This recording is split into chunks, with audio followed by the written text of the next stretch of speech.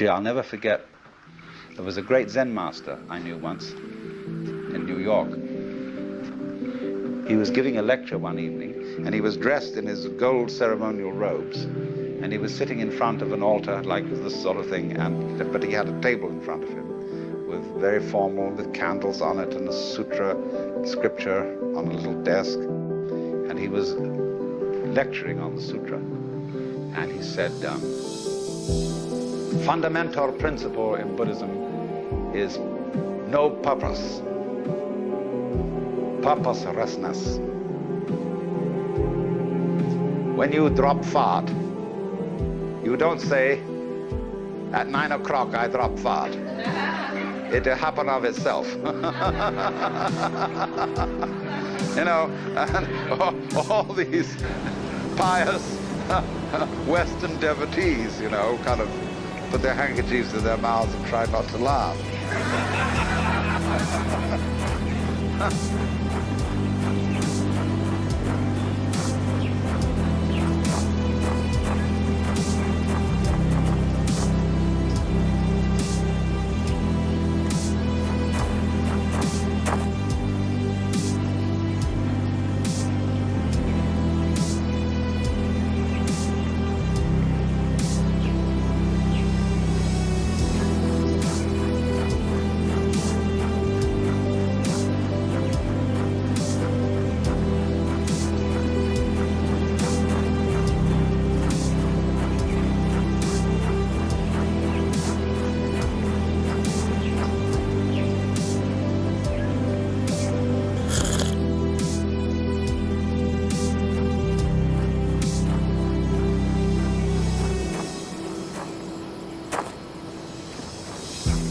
So, but that's the meaning of something that happens of itself, like drop fart or have hiccups or just you came into being, you know?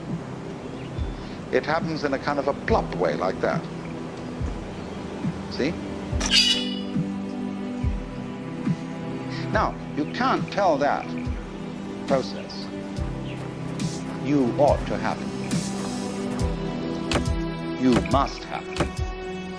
Because that puts a bind on it.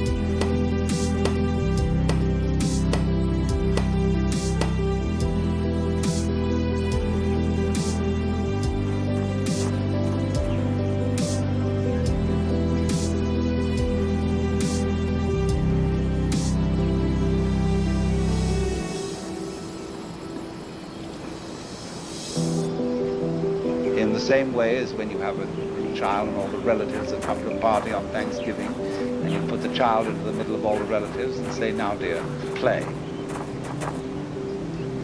See, it absolutely bugs the child to do it like that. The thing is that we have been educated to use our minds in a certain way, a way that ignores or screens out the fact that every one of us is an aperture through which the whole cosmos looks out. You see, it's as if you had a light covered with a black ball. And in this ball were pinholes. And each pinhole is an aperture through which the light comes out. So in that way, every one of us is actually a pinhole through which the fundamental light, that is the existence itself, looks out.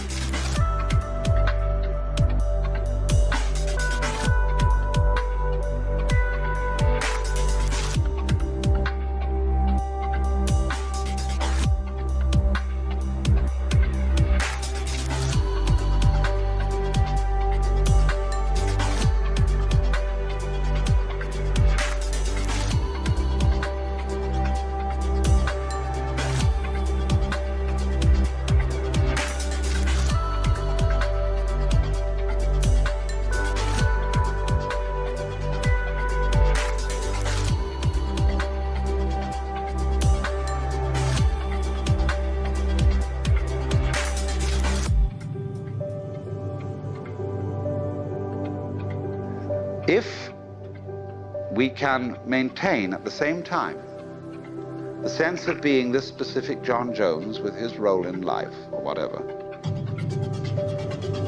and know also underneath this that we are the whole works, you get a very marvelous and agreeable arrangement.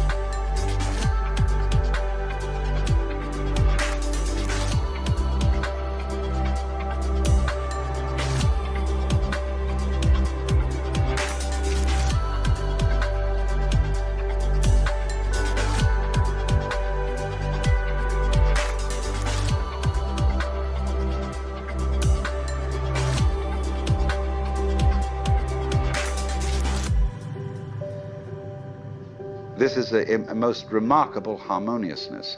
I mean, it gives one's life a great sense of joy and exuberance. If you, in other words, you know that all the serious predicaments of life are a game. Now, I want to put it two ways. I'm not saying that it's a bad thing, something to be condemned, to take your own individual life seriously, in dead earnest, and to have all the problems that go with that. Do you understand that being that way, that being a real mixed up human being, is a manifestation of nature that is something just like the patterns on the waves out here, or like a seashell. You know, we pick up shells and say, my goodness, isn't that gorgeous? If there's not an aesthetic fault in it anywhere, it's absolutely perfect. Now, I wonder if these fish look at each other's shells and say, don't you think she's kind of fat?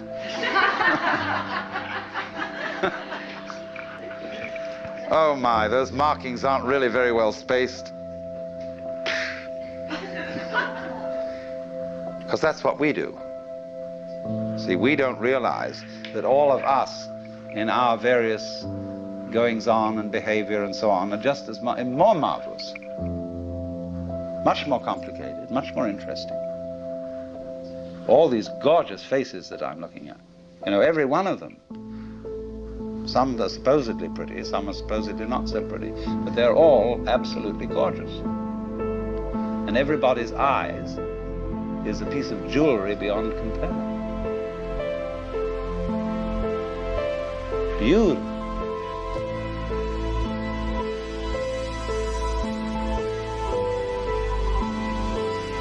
But we have specialized in a certain kind of awareness that makes us neglectful of that.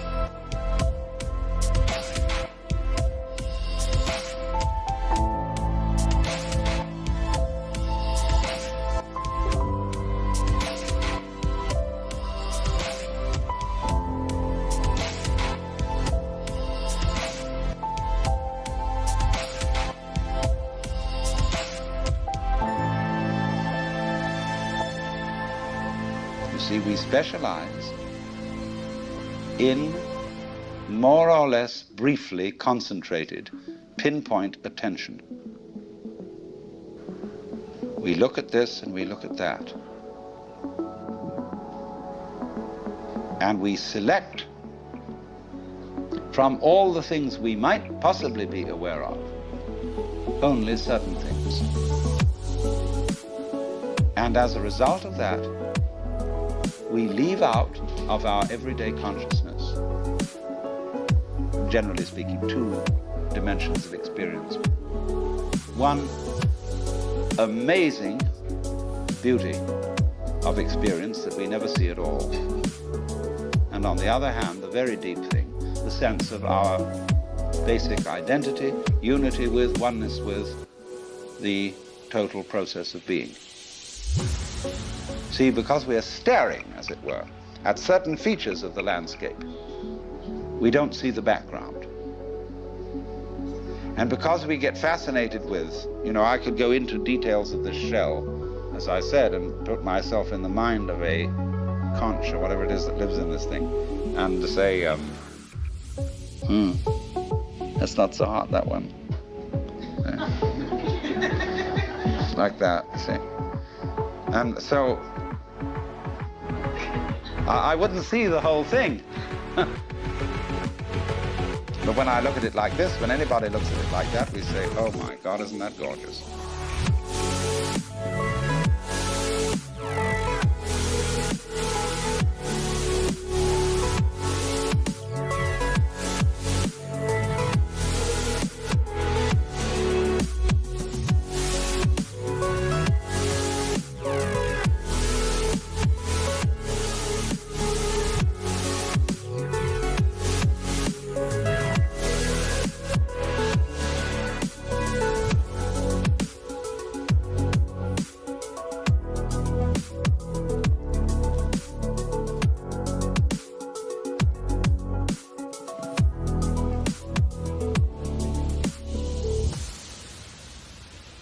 Another way of talking about the web is that there are different levels of magnification. For example, supposing you take a piece of embroidery, and here it is, obviously in front of you, an ordered and beautiful object. Then you take out a microscope and you look at the individual threads. At a certain point, as you turn up the microscope, you'll get a hopeless tangle, which doesn't make any sense at all. The wrapped fiber that constitutes the thread is a mess. hasn't been organized, nobody did anything about it. But at the level of magnification at which you actually see it with the naked eye, it's all been organized.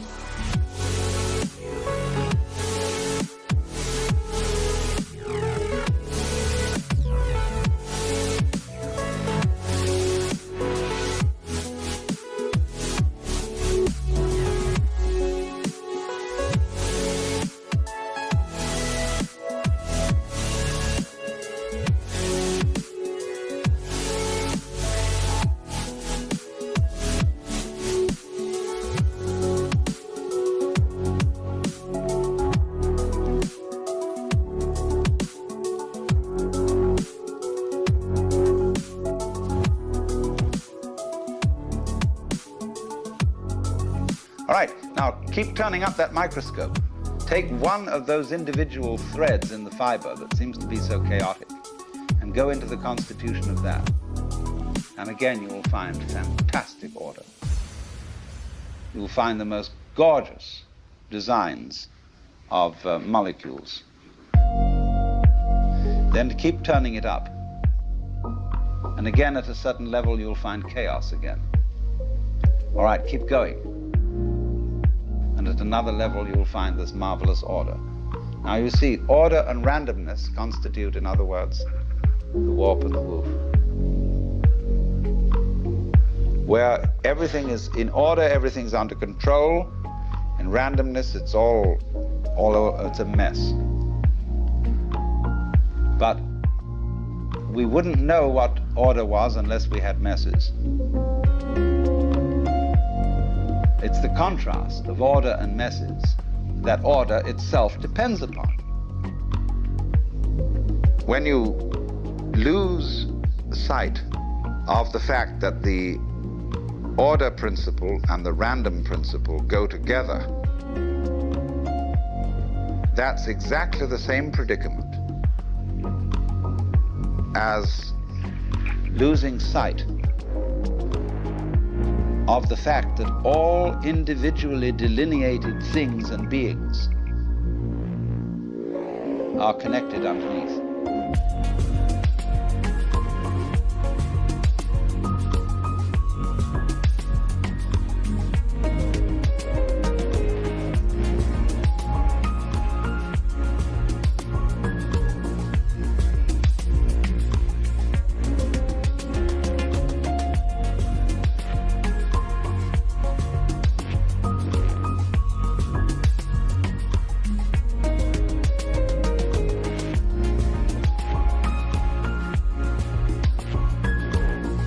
Just like mountains stick out of the earth and there's the fundamental earth underneath them.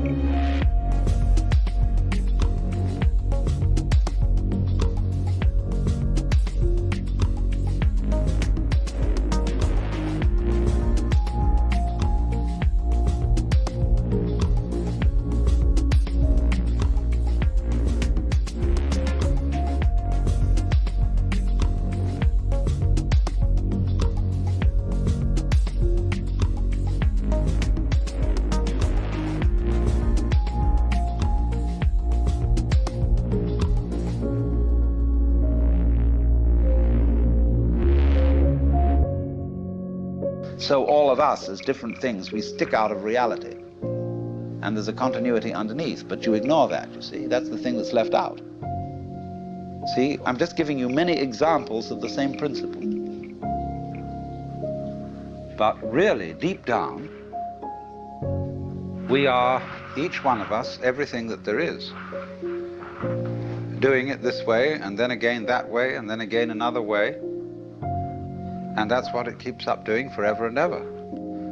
Only, it has holidays, which are called deaths. You know, in the story of the creation of the world in the Bible, God works for 7 days and rests the seventh. Holidays, holy day. And the Sabbath for the Jews is Saturday, for the Christians is Sunday, because Saturday is the last day of the week, but Sunday is the first day of the week. And it's a slight difference of alteration between a Jewish temperament and a Christian temperament. Some people like to take the holiday and then do the work. Other people like to do the work and then take the holiday. And since the Jews do the work first and then take the holiday, they're always a little up on the Christians in business.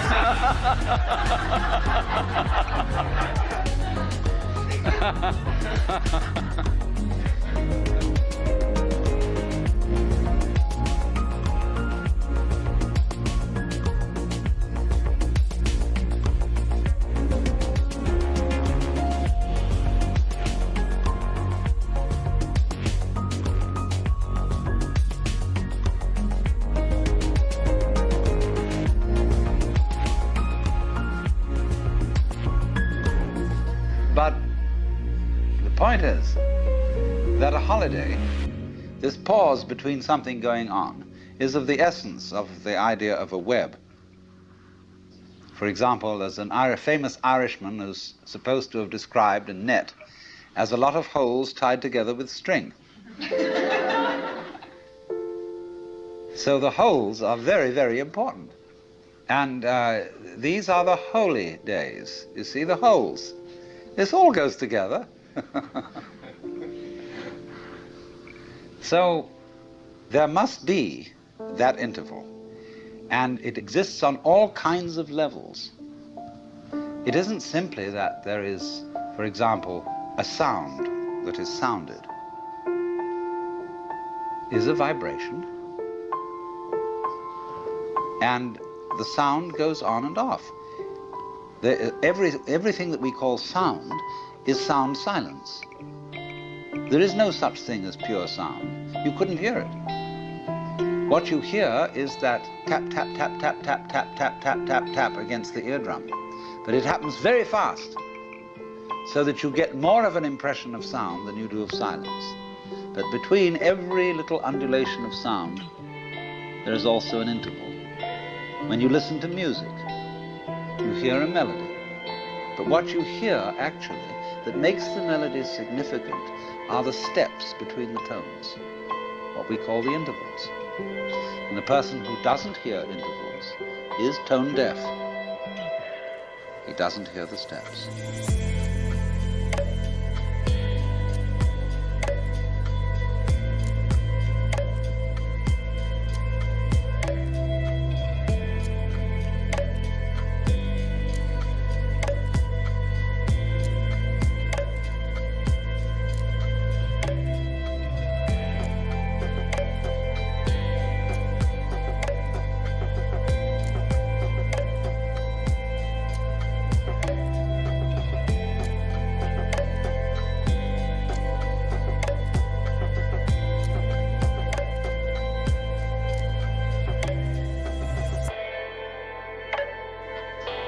So that interval between whatever happens is as important as what happens.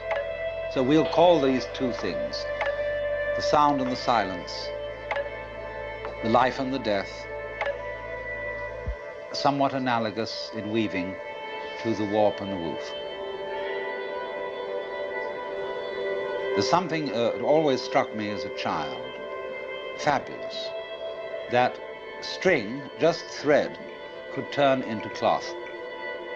Say you take a ball of wool and suddenly it turns into a sweater. Fantastic.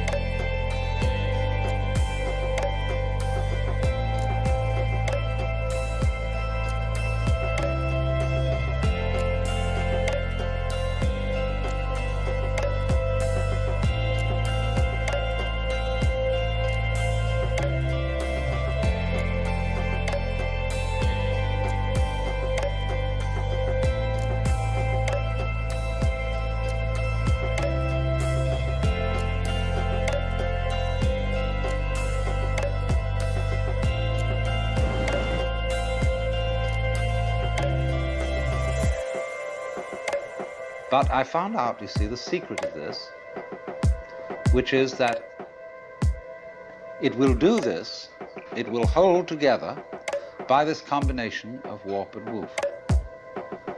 By this process where one thread goes under the other, omits the next, goes under the other, and then the next thing does the same thing but in the opposite way. Connect that. And they hold each other up. For example, you can put two sticks of wood and lean them against each other, and they'll stand up. You know, the Chinese character for man looks more or less like that. And although this is simply the brush form, the brush abbreviation of what were originally the legs of a little human stick figure.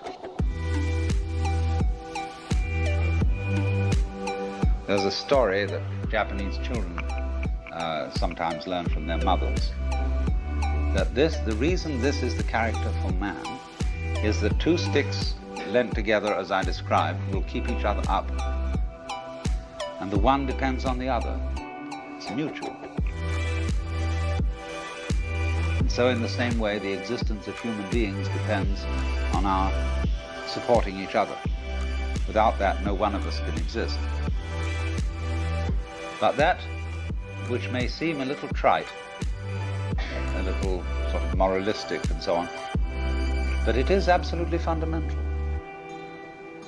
That anything that there is, whenever we can say that something exists, existence is a function of relationship. Motion itself is a function of relationship. For example,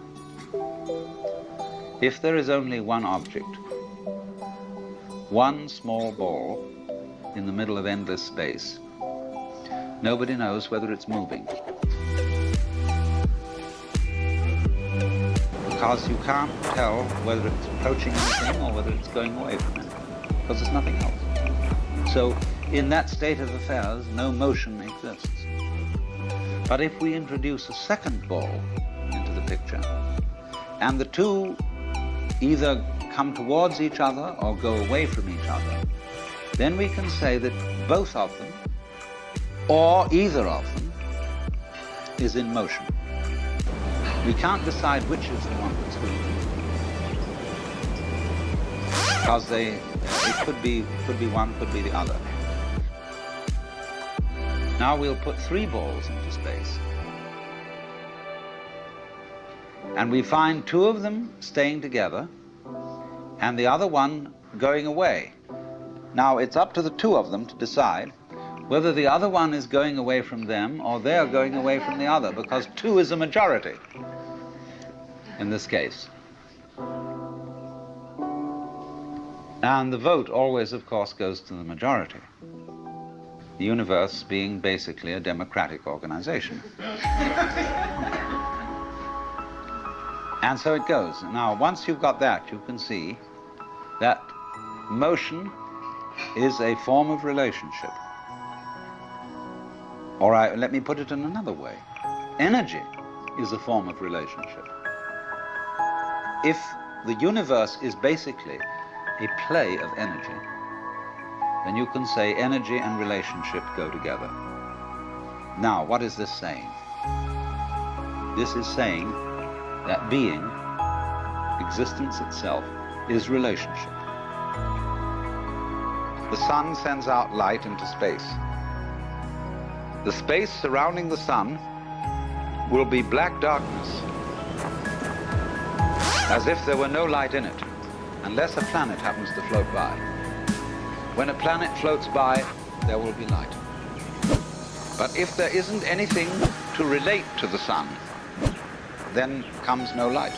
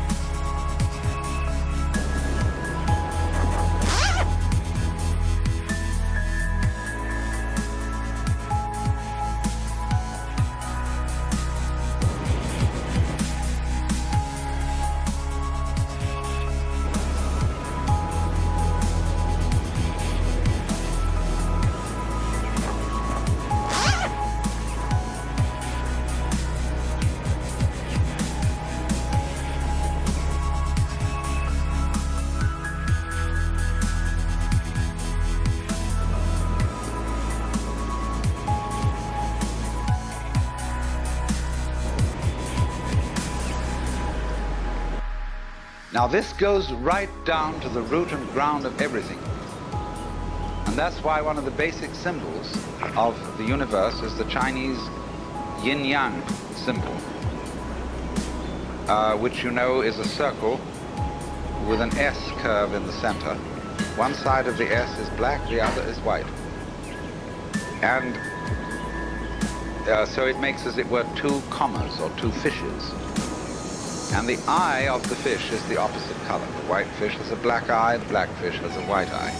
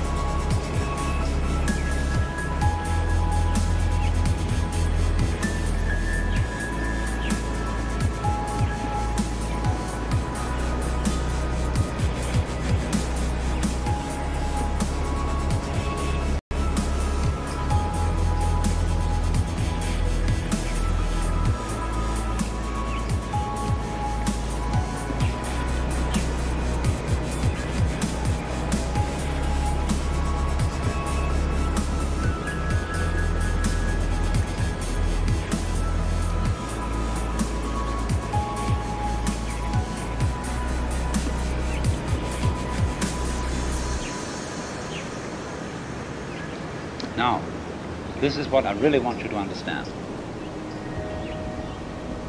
To get into the unitive world, underneath, underlying and supporting the everyday practical world, there have to be certain alterations in one's common sense. Now, there are certain ideas, and beyond these ideas, certain feelings that are difficult to get across, not because they're intellectually complicated, not at all because of that, but because they're unfamiliar. They're strange. We haven't been brought up to accommodate. In exactly the same way that in past times, people knew that the planets were supported in the sky because they were embedded in spheres of crystal. And if they weren't embedded in spheres of crystal, they would fall down on the earth.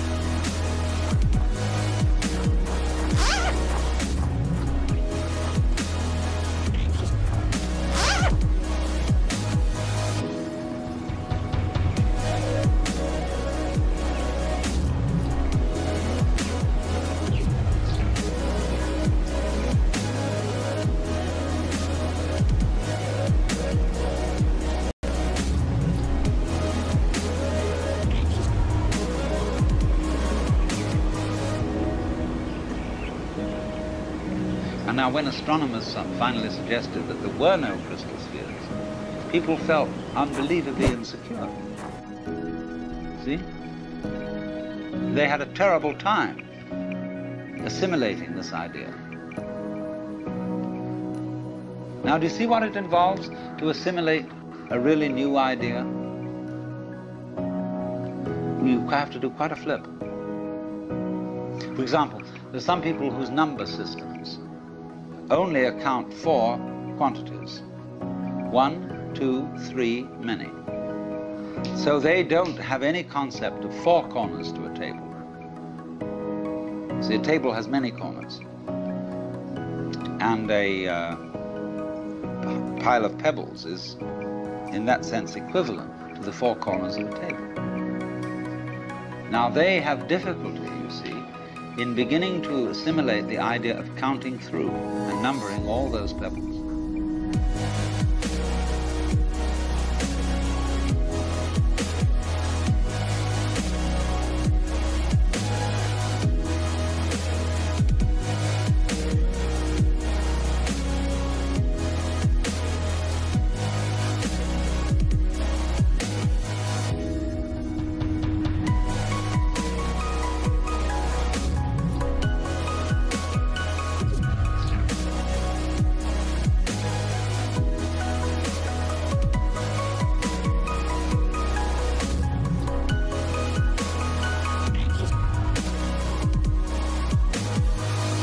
But we've done that.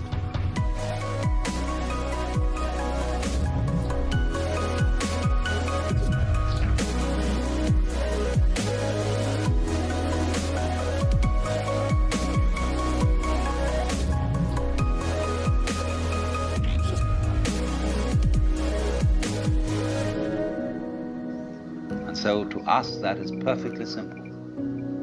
But imagine the kind of mentality, the kind of person to whom that is not simple at all. Well, now, in exactly the same way, there is here what I'm trying to explain, a new idea that most people don't assimilate.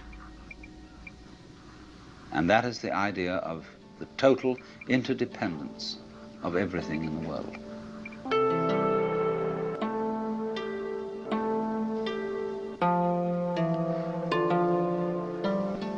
The Buddhists in Japan call it Jiji-muge. Jiji-muge, between thing and thing, there is no block.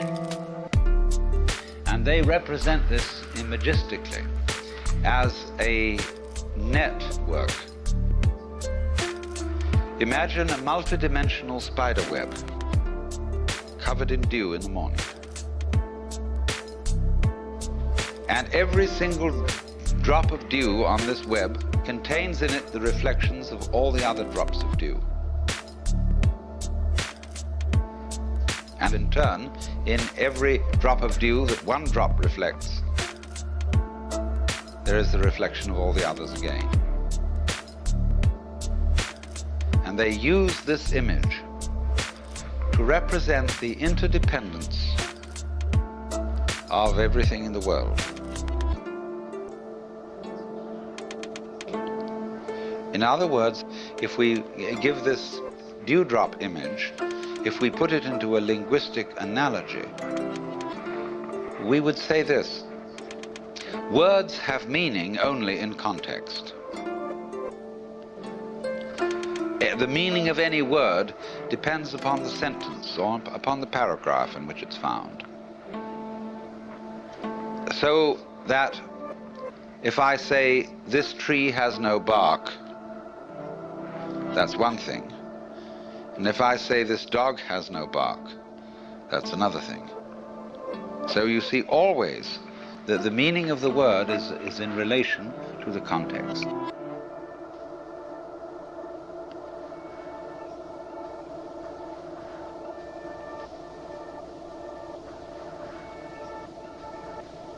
Now, in exactly the same way, the meaning, as well as the existence of an individual person, an organism, is in relation to the context. You are what you are.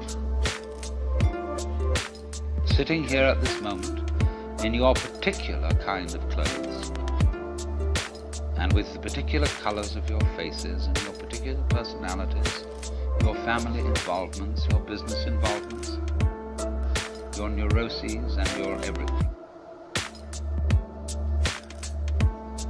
You are that precisely in relation to an extremely complex environment. So much so that if, let's take for example this piece of wood that forms a support to the beam out here. Now believe me, this is true. You can see that has little nubbles on it and so on. If it were not the way it is, you would not be the way you are. The line of connection between what is, it is, and you are is very, very complicated. Also, we could say, if a given star that we observe didn't exist, you would be different from what you are now. I don't say you wouldn't exist, but you would exist differently. But you might say the connection is very faint, is something that you don't ordinarily have to think about. It's not important. But basically it is important. Only you say, I don't have to think about it, because it's there all the time. See, for example, the floor is underneath you all the time. Some sort of floor, some sort of earth. And you really don't have to think about it. It's just always there, it's always around. If you become insensitive, you stop thinking about it. But there it is. And so in the same way, our subtle interdependence with, mind you, it's not just our plain existence, it's the kind of existence we have is dependent upon all these things. But the fundamental thing is existence is relationship.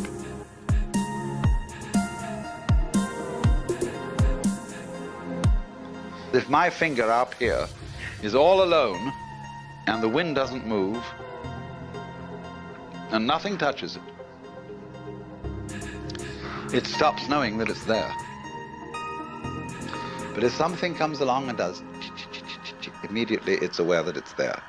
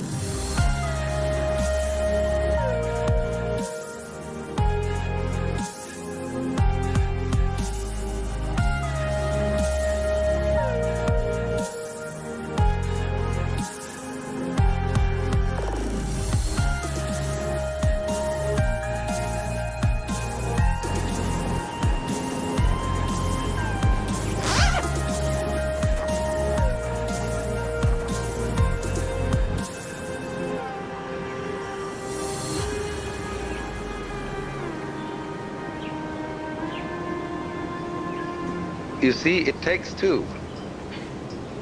We could have so much fun, but it takes more than one. She don't want it.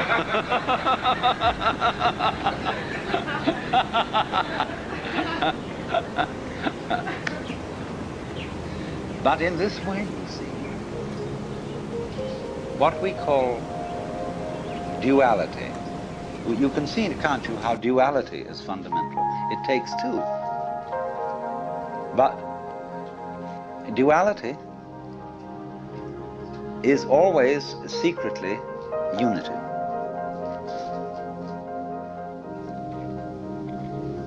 Take the contrast between the words we use, explicit and implicit. They're very valuable words. What is explicit? What's on the outside? That's, say, how we come on publicly. Explicitly, we are thus and so. We have a fight. We're in competition, say, in business, explicitly. But implicitly, we've worked this out, that we've agreed in a secret way that nobody knows about, that this competition is extremely valuable to both of us. Take it politically, for example. Let's take the situation of Russia versus the United States. Explicitly, in public, this has to be a big fight. These two ways of life, these two ideologies are opposed. They say, you know, but behind the scenes, it's all been carefully worked out. You bet it has. That this opposition has to happen. Because our economy depends on it. And their economy depends on it. And everybody knows this who's smart. But there are a lot of people who get taken in by the propaganda, and they should be taken in, because that makes the thing work.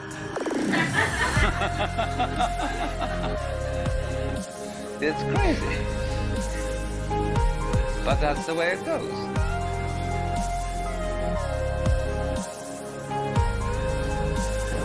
And everything works this way.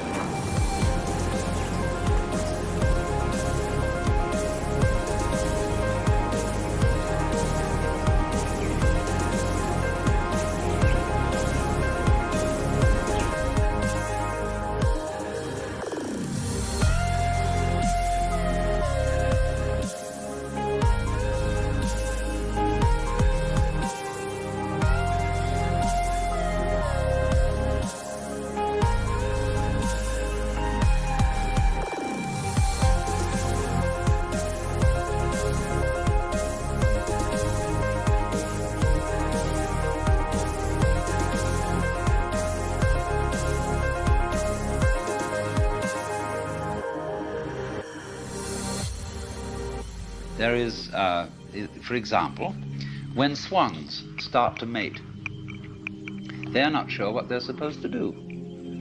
And they begin to fight. I had a long talk about this with C.G. Jung. He lived on the edge of Lake Zurich, and he had a little summer house right on the water's edge, and there were many swans there. And I was getting up at the end of a conversation with him, and we were beginning to walk back to the main house, and I said, "Isn't it true that swans are monogamous?" And he said, "Yes, they are." He said, "You know, I have had most interesting relationships between these swans and many of my female patients who thought they were homosexual." I mean, Jung wasn't a sexual snob. I mean, he understood all the legitimacy of all kinds of sexual variations. But he said it has been a point of departure for our discussions. And he said it's a very funny thing that when they begin to mate, they start fighting. And they don't know what it's all about, and then suddenly the fight turns into lovemaking.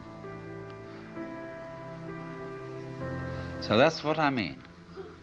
Underneath opposition, there is love. Underneath duality, there's unity. The Tweedledum and Tweedledee agreed.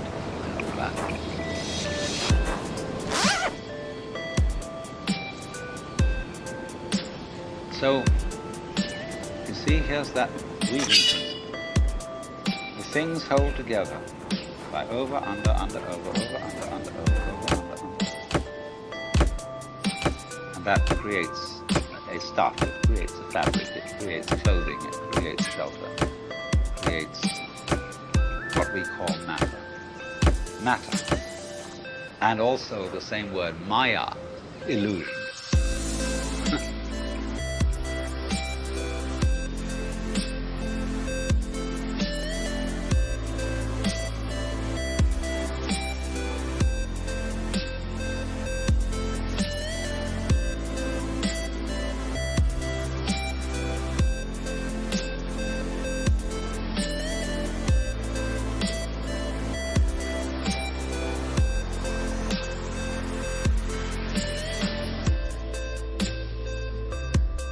So we go with the whole thing, interdependent. We don't live in an environment which is just rock, just air, just atmosphere and so on. The environment's only like that when we think about it analytically and try to explain it. But when we think of it isn't just rock and air, see, but those things go together. When you see the intervals, the significance of the relationships between these things, once you spot that, you spot how everything goes with the thing, that you are one end and that out there is the other end, and they really go together, then you may be said to be living a harmonious life.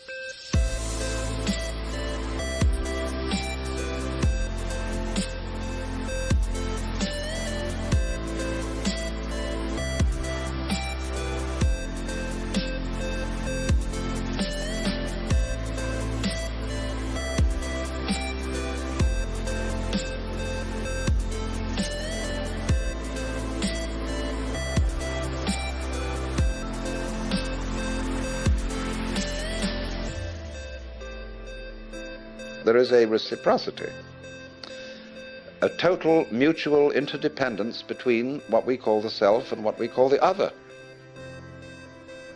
That's the warp and the woof. And so if you are perfectly honest about loving yourself, and you don't pull any punches, you don't pretend that you are anything other than exactly what you are, you suddenly come to discover that the self you love, if you really go into it, is the universe. You don't like all of it. You're selective about it, as we saw in the beginning. Perception is selection. But on the whole, You love yourself in terms of what is other. Because it's only in terms of what is other that you have a self at all. So then, I feel that one of the very great things that C.G. Jung contributed to mankind's understanding was the concept of the shadow. That everybody has a shadow. And that the main task of the psychotherapist is to do what he called to integrate the evil. To, as it were, put the devil in us in its proper function. Because you see, it's always the devil, the unacknowledged one, the outcast, the scapegoat, the bastard, the bad guy, you see, the black sheep of the family. It's always from that point, which we could call the fly in the ointment.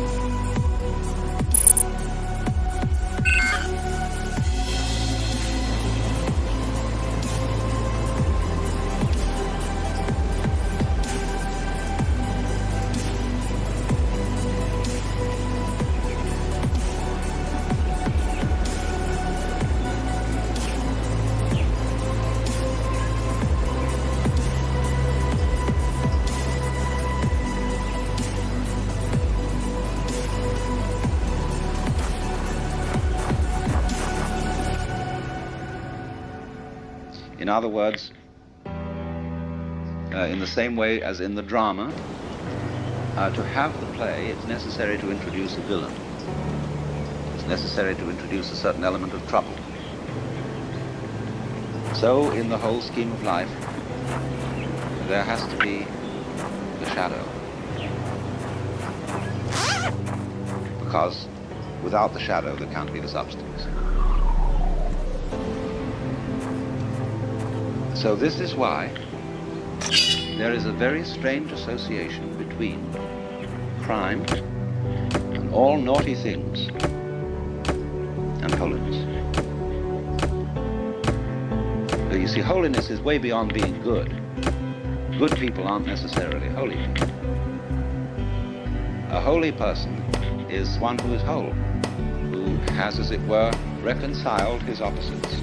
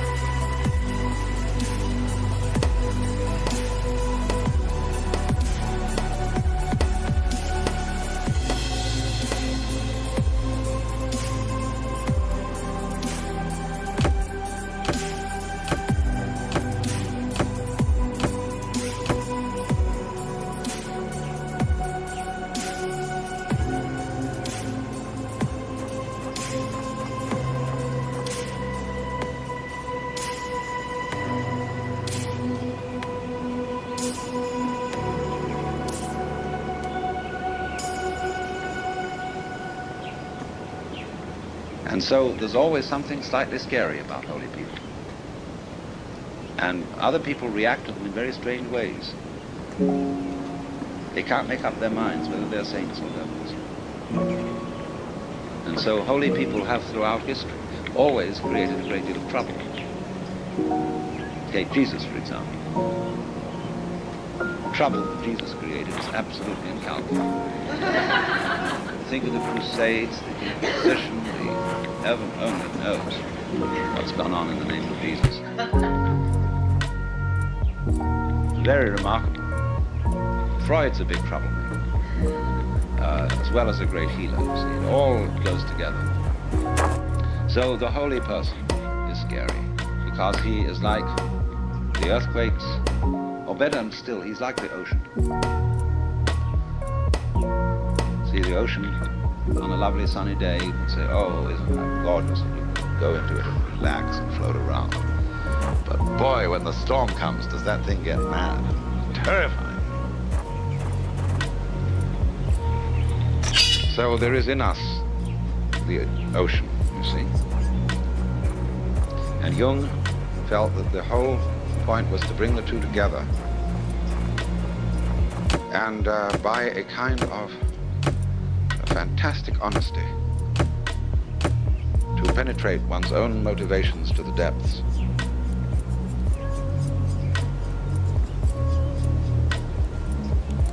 And he knew that nobody can be completely honest. That you will try and you'll have a great deal of success in exploring your motivations and your dark, unconscious depths. But there will be a certain point at which you will say, well, I've had enough of that. You know. Do you see how, in a strange way, there's a certain sanity in that? When a person indulges in a certain kind of duplicity, of deception, there is something, you all laughed when I said that, there was something humorous about it. And this humor is a very funny thing. Basically, humor is an attitude of laughter about oneself. There is malicious humor, or which is laughing at other people.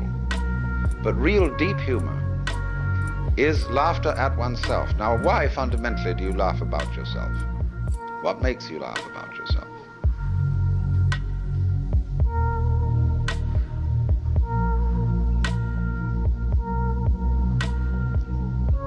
Isn't it because you know that there is a big difference between what goes on the outside and what goes on the inside? That if I hint, you see, that your inside is the opposite of your outside, it makes people laugh. If I don't do it unkindly. If I get up in the attitude of a preacher and say, you're a bunch of miserable sinners and you ought to be different, nobody laughs. But if I say, well, after all, boys will be boys and girls will be girls, and we all know, then people laugh. Open the world of music. It's all here. Get the app. I was talking a great deal yesterday afternoon about the Buddhist attitude to change, to death, to the transience of the world, and was showing that preachers of all kinds stir people up in the beginning by alarming them about change. That's like somebody, you know, actually raising an alarm, just in the same way as if I want to pay you a visit, I ring the doorbell. And then we can come in and I don't need to raise an alarm anymore. So in the same way, it sounds terrible, you see, that everything is going to die and pass away, and here you are, thinking that happiness, sanity, and security consist in clinging on to things which can't be clung to, and in any case, there isn't anybody to cling to them.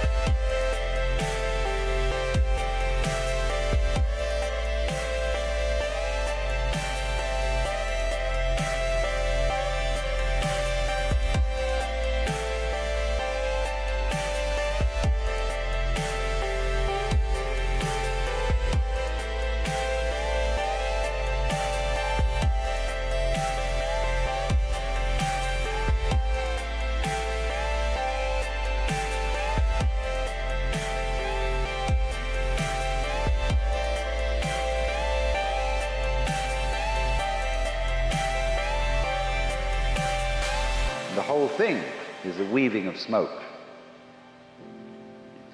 So, that's the initial standpoint. But as soon as you really discover this, and you stop clinging to change,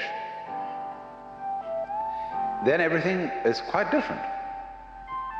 It becomes amazing. And not only do all your senses become more wide awake, not only do you feel almost that you're walking on air,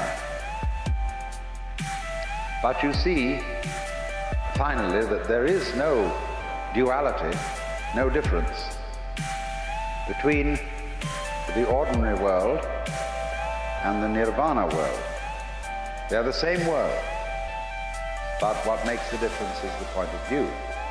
And of course, if you keep identifying yourself with some sort of stable entity that sits and watches the world go by, you don't acknowledge your union, your inseparability from everything else that there is. You go by with all the rest of the things. But if you insist on trying to take a permanent stand, on trying to be a permanent witness of the flux, then it grates against you, and you feel very uncomfortable.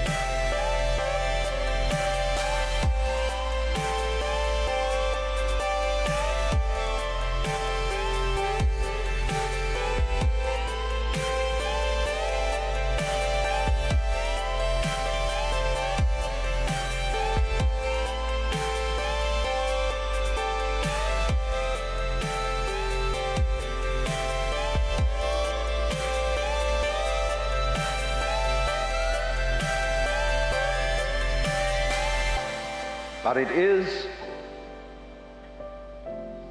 a fundamental feeling in most of us that we are such witnesses.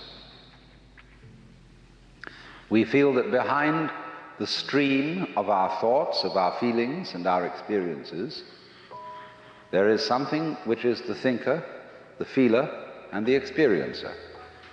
Not recognizing that that is itself a thought, feeling, or experience, and it belongs within and not outside the changing panorama of experience. It's what you call a cue signal.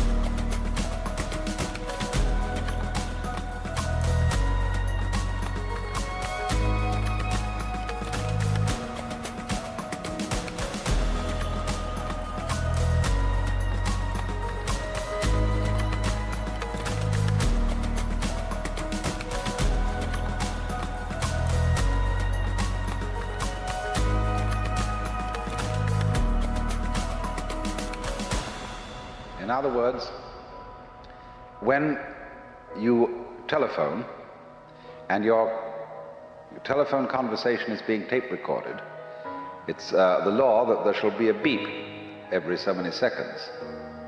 And that beep cues you in to the fact that this conversation is recorded. So in a very similar way, in our everyday experience, there's a beep. which tells us this is a continuous experience, which is mind. Beep. In the same way, for example, it is a cue signal when a composer arranges some music and he keeps in it a recurrent theme, but he makes many variations on it. Or more subtle still, he keeps within it a consistent style. So you know that it's Mozart all the way along, because that sounds like Mozart.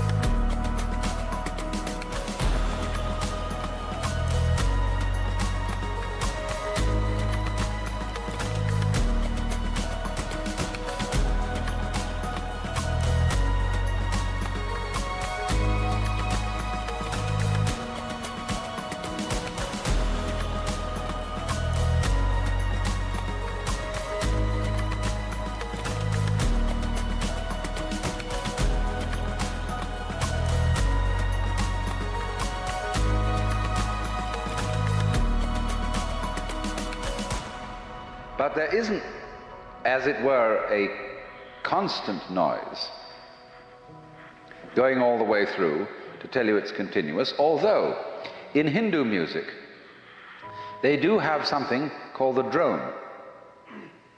There is behind all the drums and every kind of singing something that goes,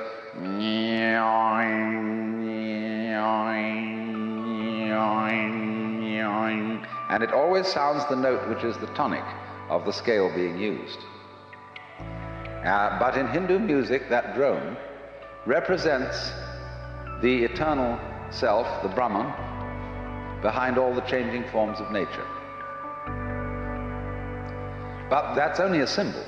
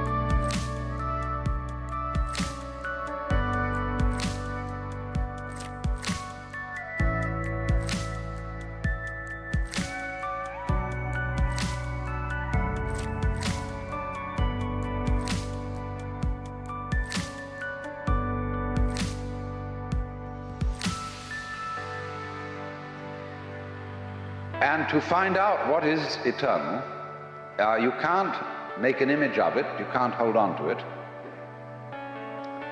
And so it's psychologically more conducive to liberation to remember that the thinker or the feeler or the experiencer and the experiences are all together, they're all one.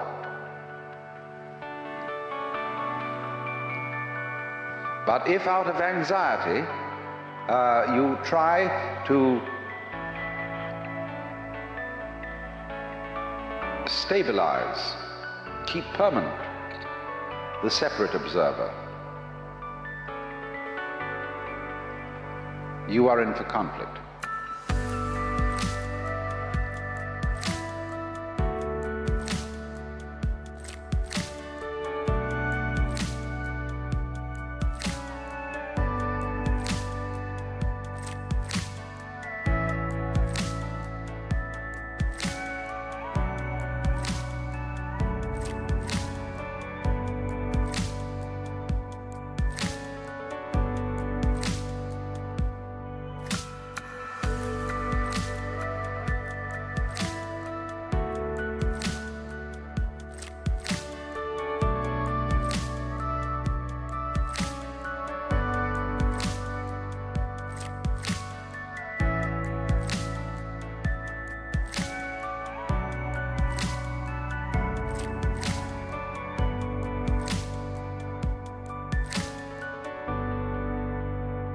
Here is the point. If you believe,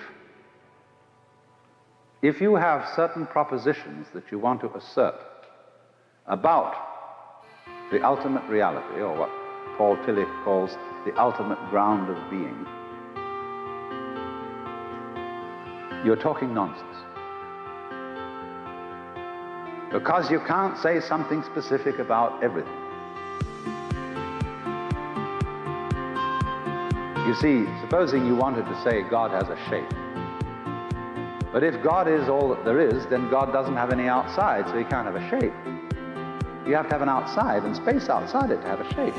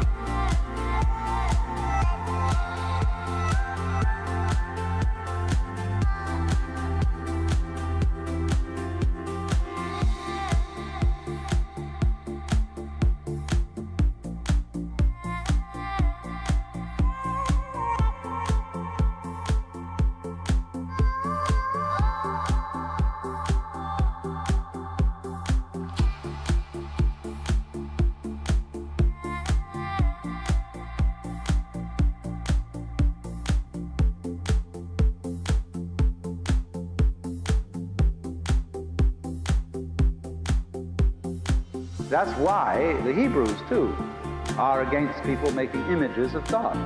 But nonetheless, Jews and Christians persistently make images of God, not necessarily in pictures and statues, but they make images in their minds, and those are much more insidious images.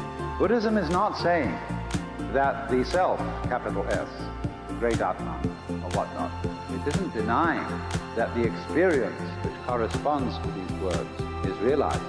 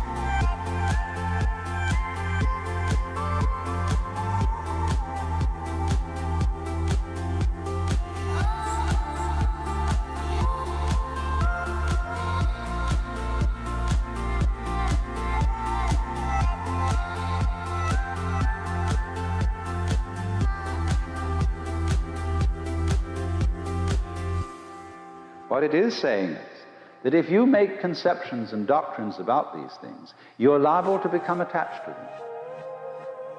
You're liable to start believing instead of knowing. So they say in Zen Buddhism, the doctrine of Buddhism is a finger pointing at the moon. Do not mistake the finger for the moon.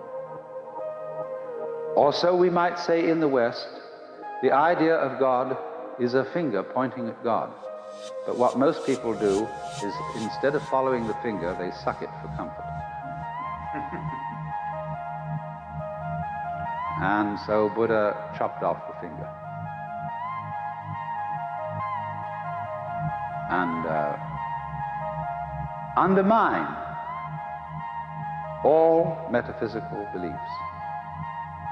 There are many, many dialogues in the Pali scriptures where people try to corner the Buddha into a metaphysical position. Is the world eternal? The Buddha says nothing. Is the world not eternal? And he answers nothing. Is the world both eternal and not eternal? And he don't say nothing. Is the world neither eternal nor not eternal?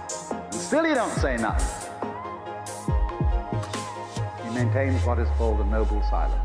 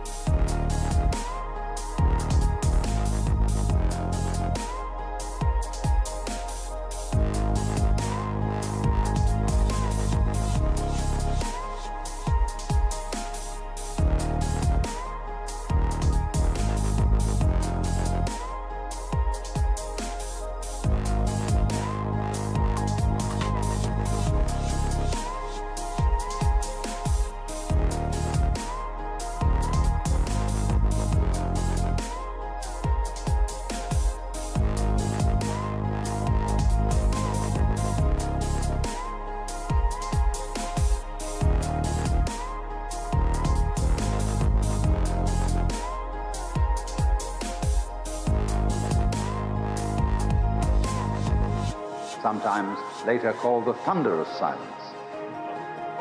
Because this silence, this metaphysical silence, is not a void.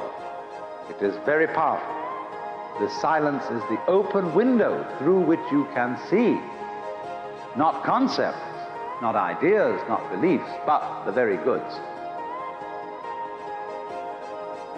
But if you say what it is that you see, you erect an image and an idol, and you misdirect people.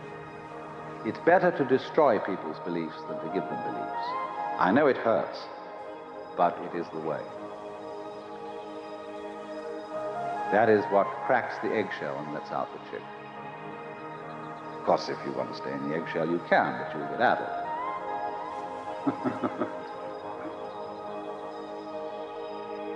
This, then, you see, is why Buddhism is in dialogue form. The truth cannot be told. It can be suggested, it can be indicated. And a method of interchange between teacher and student can be arranged whereby the teacher constantly pricks the student's bubbles. And that's what it's all about. And because that's the way it is, we find that in the course of history, Buddhism keeps changing. It develops, it grows. As people make all these explorations that the original Buddha suggested, they find out all kinds of new things. They explore the mind, they find out all the tricks of the mind. They find out ever so many things, and they begin to teach these things, talk about them. And some people influenced by, in modern Asia, influenced by Protestantism, say, let's go back to the simple original teachings of the Buddha. Like people say, let's get back to the simple teachings of Jesus. Well, the simple teachings of Jesus are as lost can get. Nobody can read the New Testament with a clean mind today. Because whenever you look at the Bible, don't you hear some preacher's voice in your childhood reading those words? Hasn't your culture taught you to interpret these words in certain ways? You can't get back. And nobody can get back to Buddha. You can only go on to Buddha.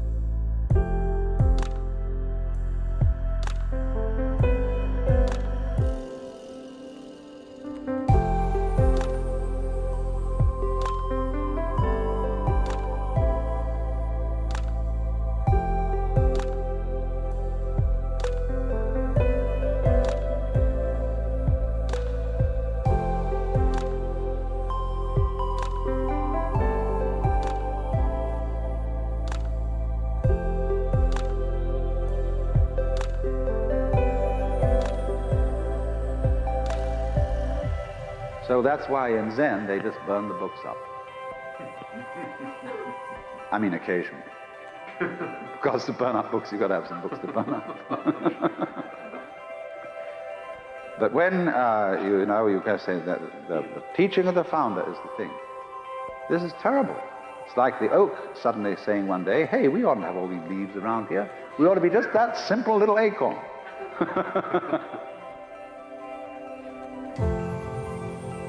No, a living tradition grows. But what it does is this. As it grows, say it grew from a seed, an acorn, keeps dropping off new acorns. You don't go back to the old acorn, you get a new one. And that becomes a new seed for another tree. This is fine. Now, let me just warn you. The scholarly study of Buddhism is a magnum opus beyond belief.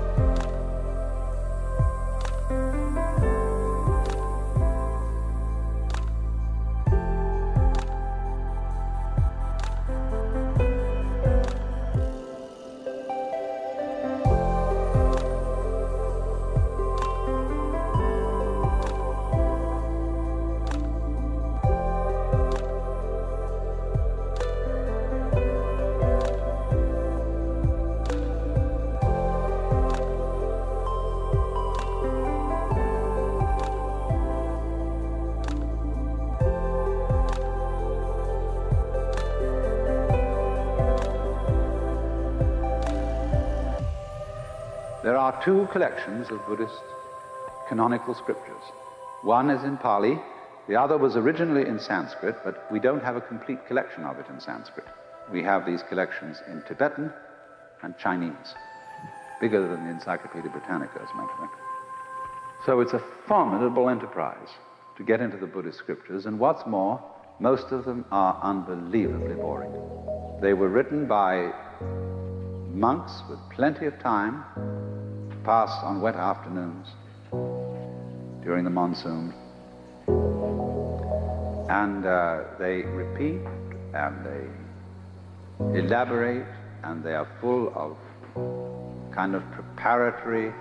You know how in the silly trick in radio they have of giving a fanfare to introduce the program. So in the same way, these scriptures have fanfares in which all sorts of Buddhas are introduced, and beings, and they're all described, and where they were assembled, and how many of them there were, and where they were sitting, and what kind of vows they made, and all this jazz.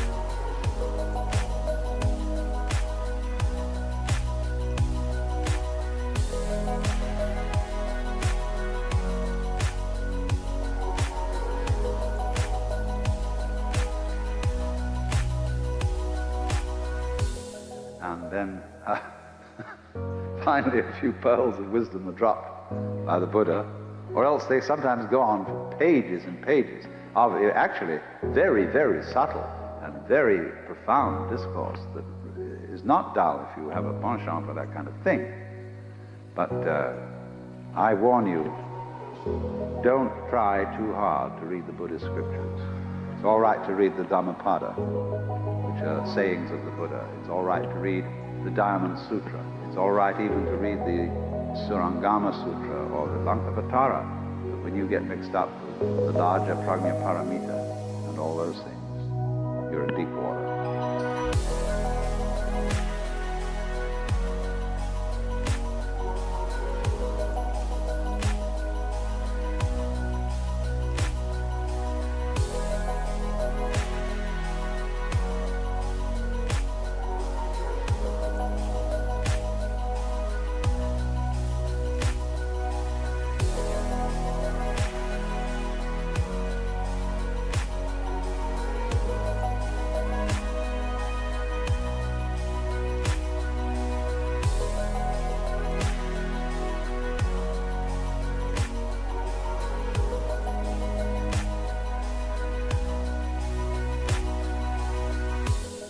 So you see, from time to time,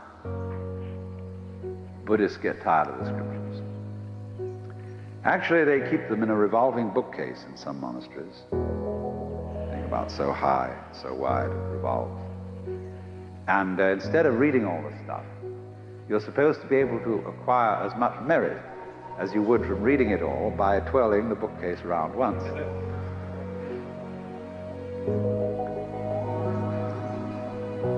In Zen monasteries, they have an annual ceremony for reading the scriptures, but they are printed like an accordion. In other words, the pages are connected to each other zigzag, and then they have board on the back and the front, so that you can pick one up and go like that, you know? Like a slinky moves. And so each monk is assigned a pile of the volumes. This happens once a year. And they all chant sections of the scripture, but very often each monk chants a different one. And while they're doing this, they pick up a volume and go click and put it down on the other side. Pick up the next one, click. And this is the annual reading of the scriptures.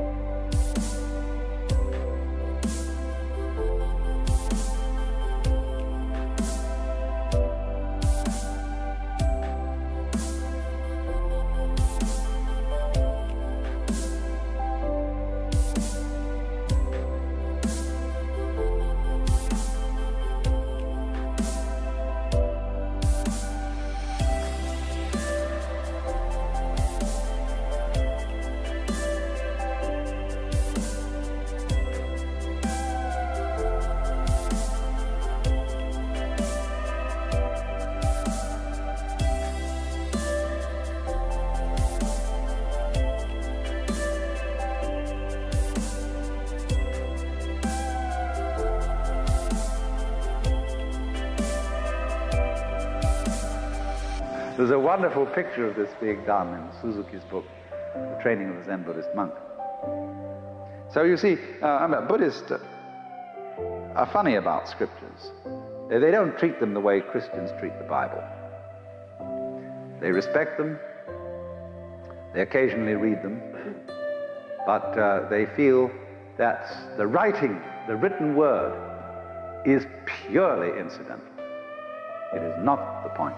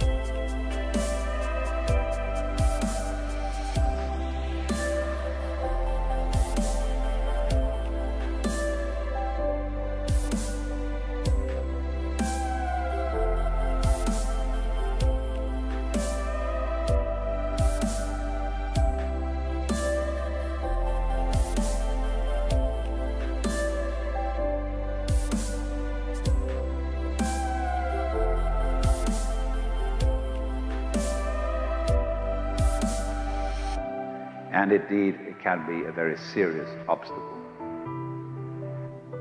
Zhuangzi, the Taoist sage, once said, just as a dog is not considered a good dog just for being a good barker, a man is not considered a good man just for being a good talker. So we have to watch out for the traps of words. The next thing that comes up, the second of the Noble Truths, is about the cause of suffering. And this in Sanskrit is called Trishna.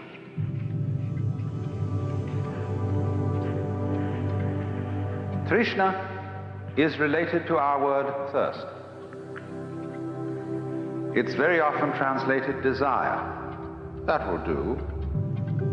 Better perhaps is craving, clinging, grasping, or even, to use our modern psychological word, blocking.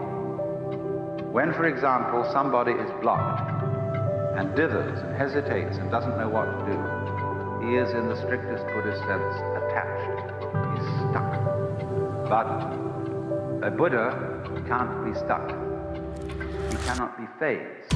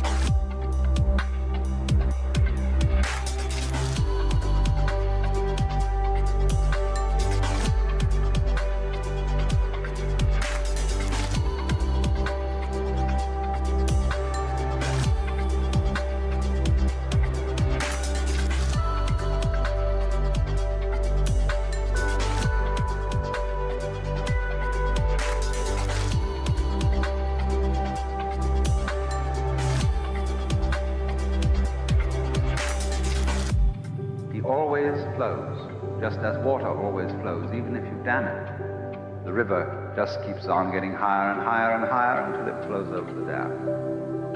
It's unstoppable. Now, Buddha said then, dukkha comes from Trishna. You all suffer because you cling to the world. And you don't recognize that the world is anicca and anatma.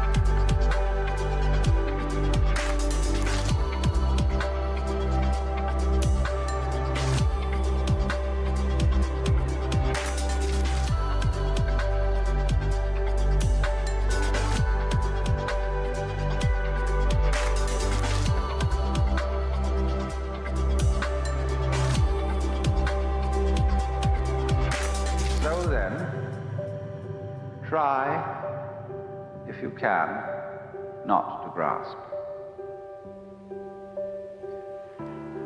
Well, do you see that that immediately poses a problem?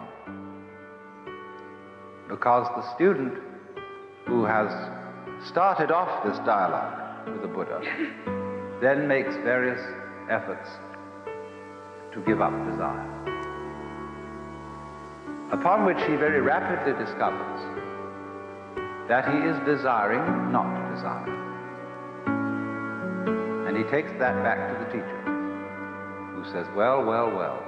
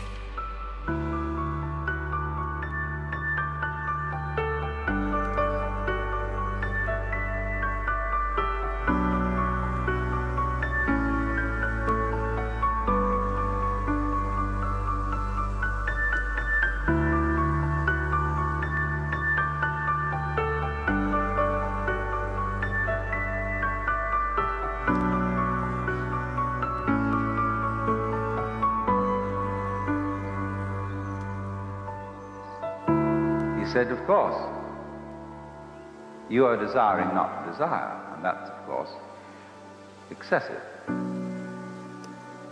All I want you to do is to give up desiring as much as you can. Don't want to go beyond the point of which you're capable. And for this reason, Buddhism is called the middle way.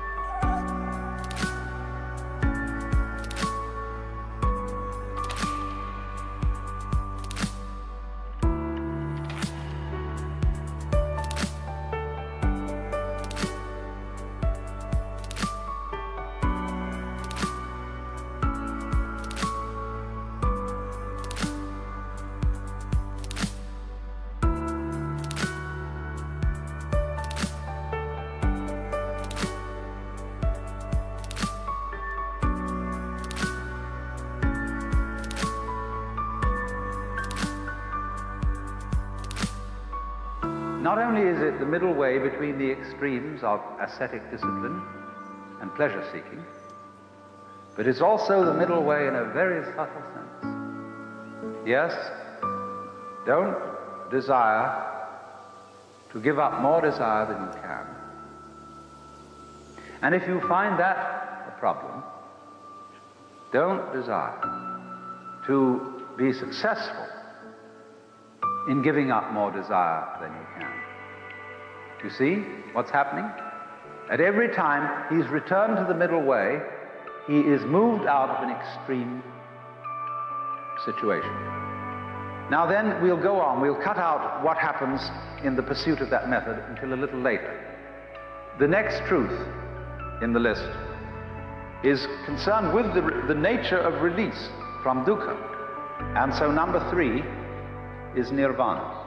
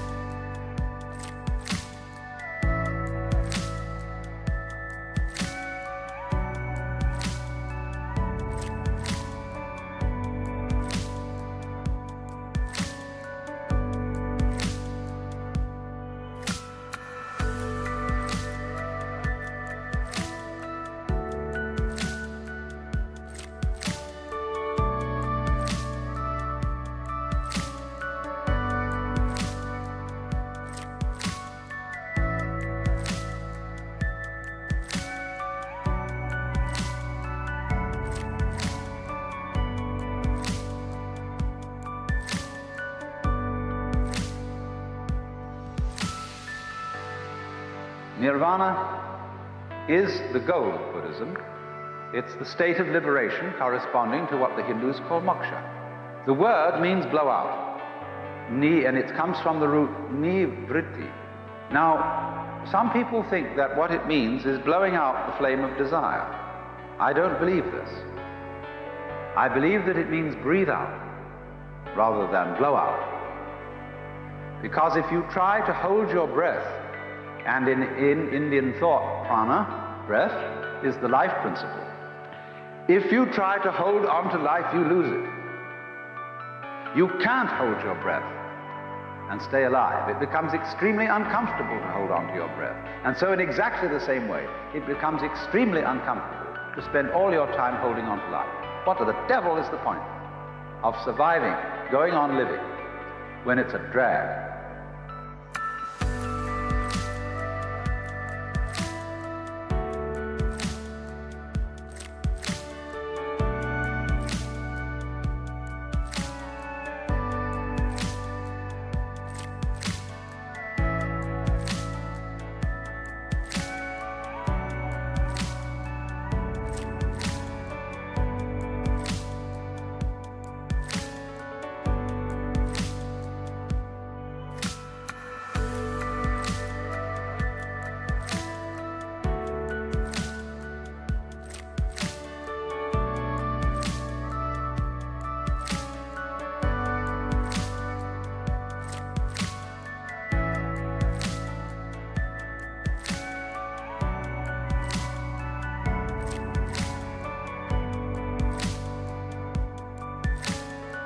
You see, that's what people do.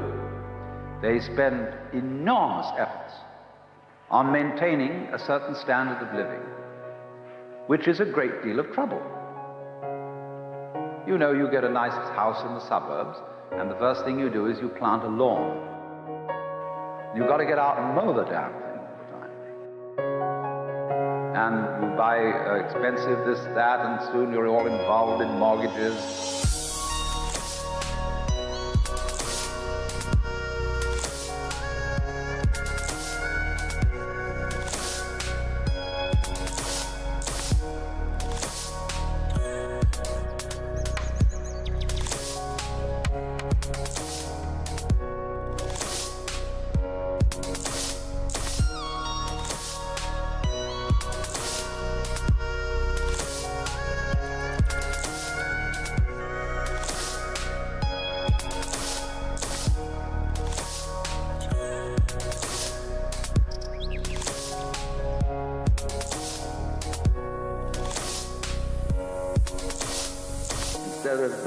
being able to walk out in the garden and enjoy it.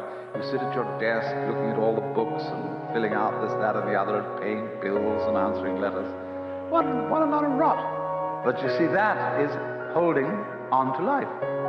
So, translated into colloquial American, nirvana is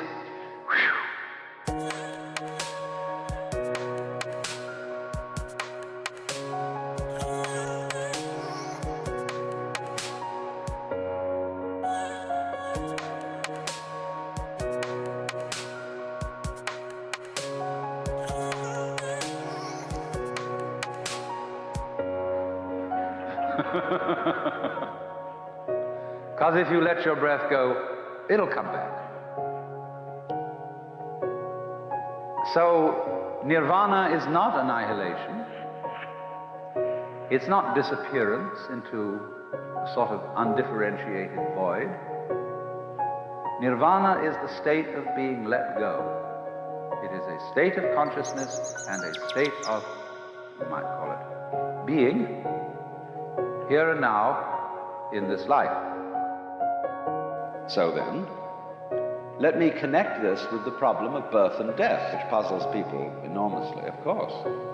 Because in order to understand what the self is, you have to remember that it doesn't need to remember anything.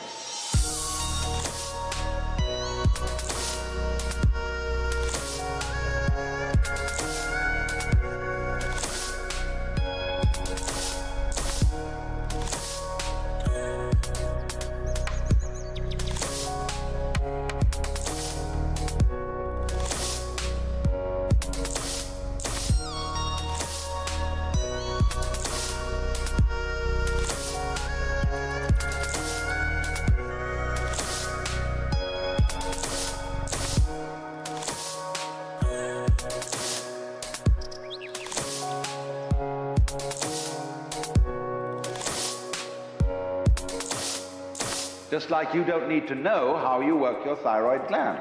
So then, when you die, you're not going to have to put up with everlasting non-existence, because that's not an experience. A lot of people are afraid that when they die, they're going to be locked up in a dark room forever and sort of undergo that.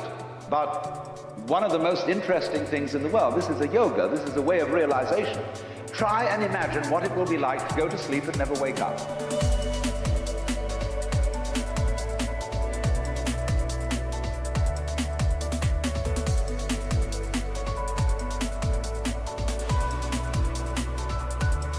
Think about it.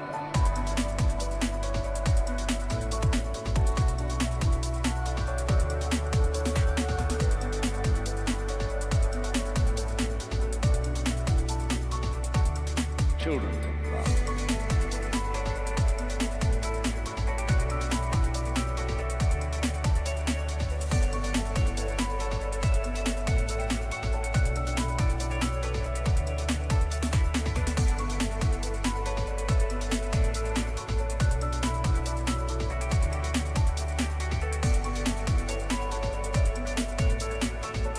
One of the great wonders of life. What will it be like to go to sleep and never wake up? And if you think long enough about that, something will happen to you. You will find out, among other things, that it'll pose the next question to you. What was it like to wake up after having never gone to sleep?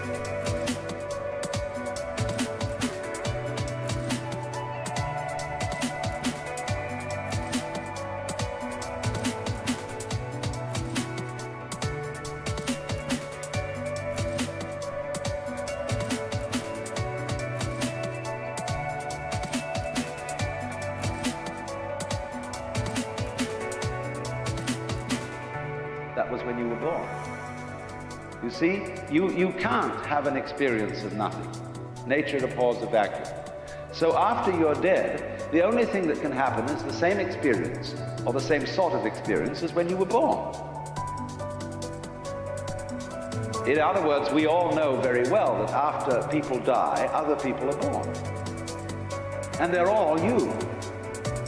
Only you can only experience it one at a time.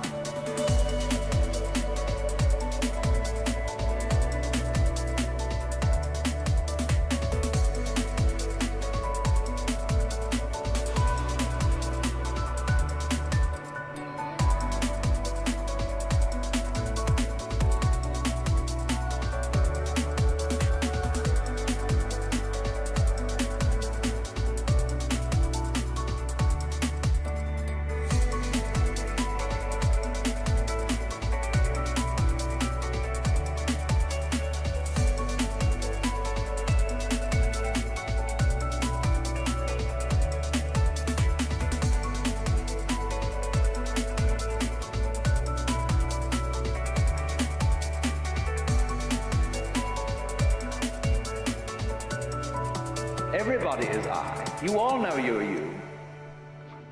And wheresoever beings exist throughout all galaxies, it doesn't make any difference. You are all of them. And when they come into being, that's you coming into being. You know that very well.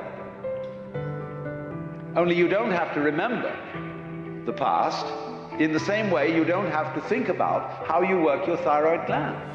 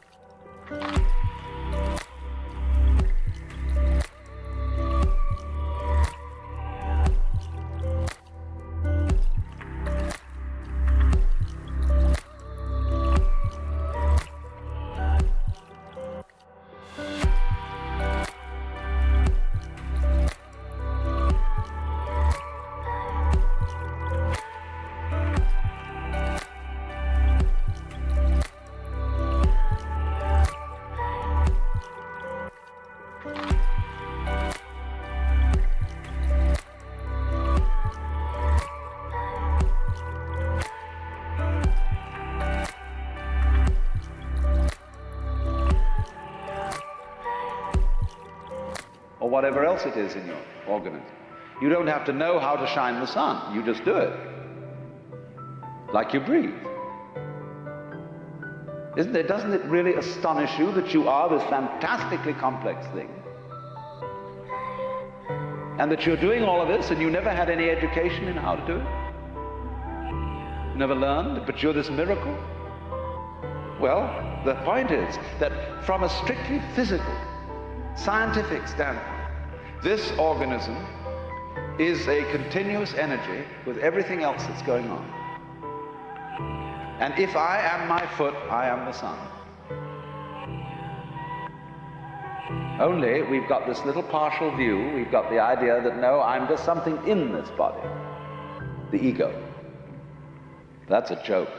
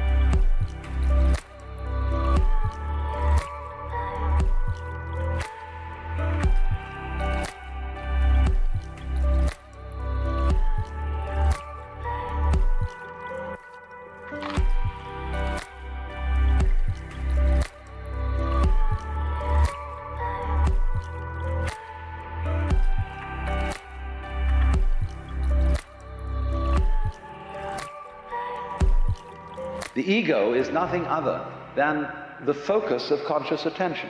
It's like a radar on a ship. The radar on a ship is a troubleshooter. Is there anything in the way? And conscious attention is a designed function of the brain to scan the environment, like a radar does, and note for any trouble-making changes. But if you identify yourself with your troubleshooter, then naturally you define yourself as being in a perpetual state of anxiety. And the moment we cease to identify with the ego and become aware that we are the whole organism, you realize that as the first thing how harmonious it all is. Because your organism is a miracle of harmony. All this thing functioning together. Even those corpuscles and creatures that are fighting each other in the bloodstream and eating each other up. If they weren't doing that, you wouldn't be healthy.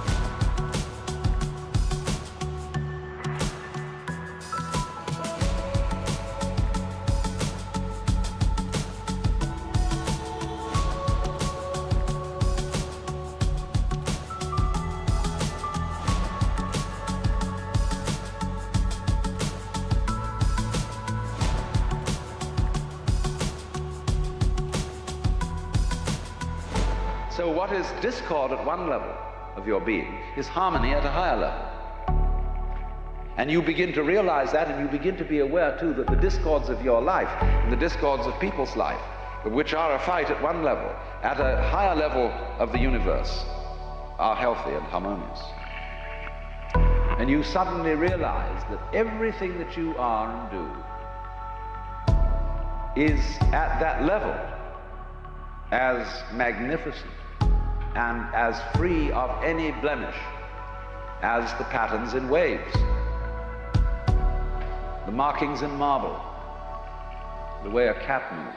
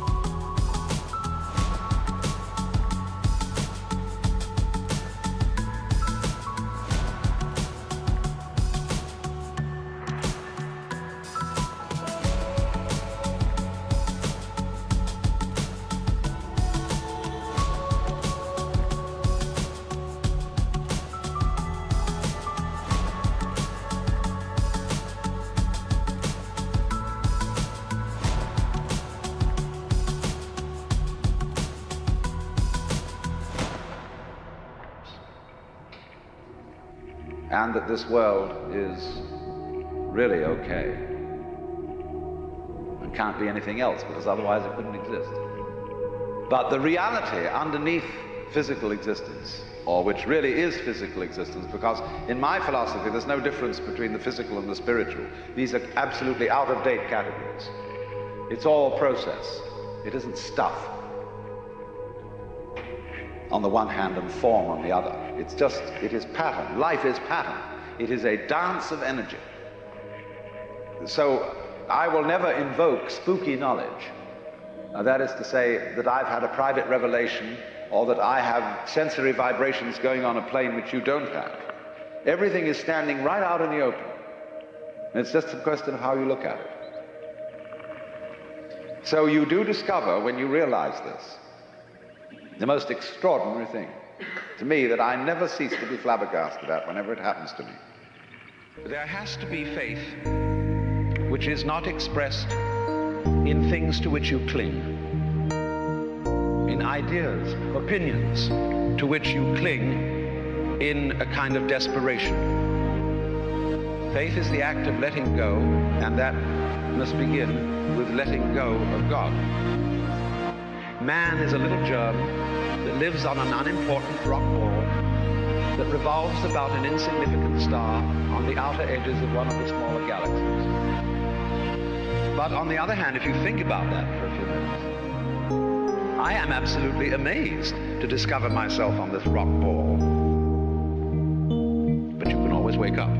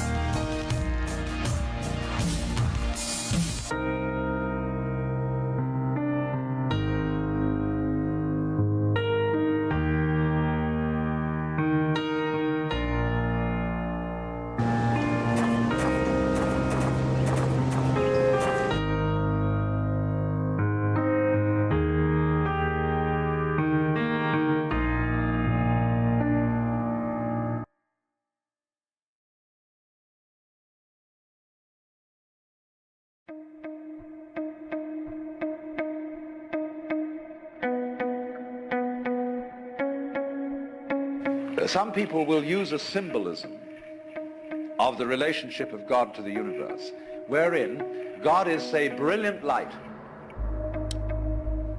only somehow veiled, hiding underneath all these forms that you see as you look around you. So far, so good. But the truth is funnier than that. It is that you are looking right at the brilliant light now, that the experience you are having, which you call ordinary everyday consciousness, pretending you're not it, that experience is exactly the same thing as it. There's no difference at all.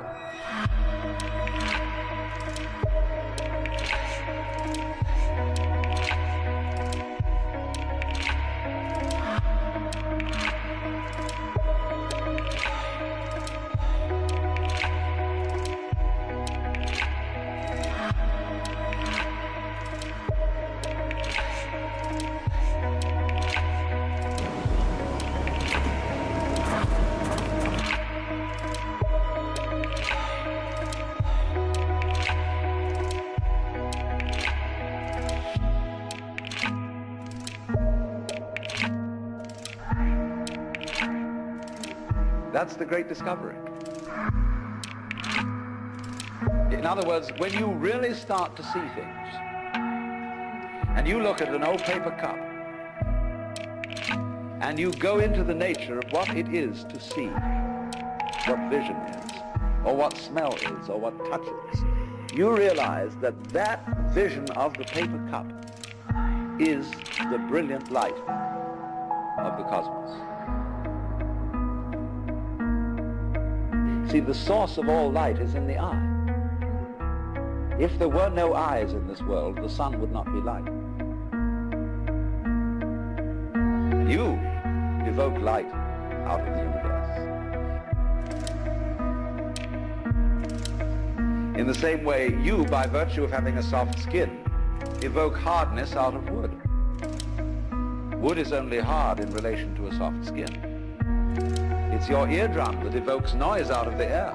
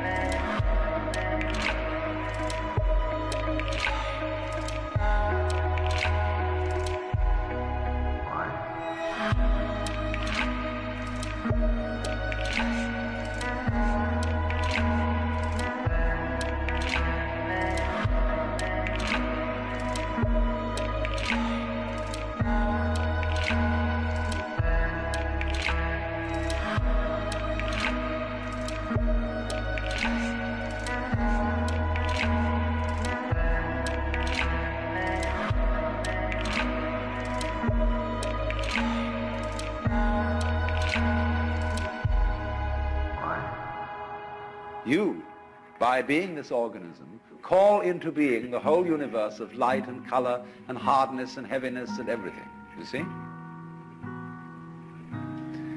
But in the mythology that we've sold ourselves on during the end of the 19th century, when people discovered how big the universe was, and that we live on a little planet in a solar system on the edge of a galaxy, which is a minor galaxy, everybody thought, we're really unimportant after all.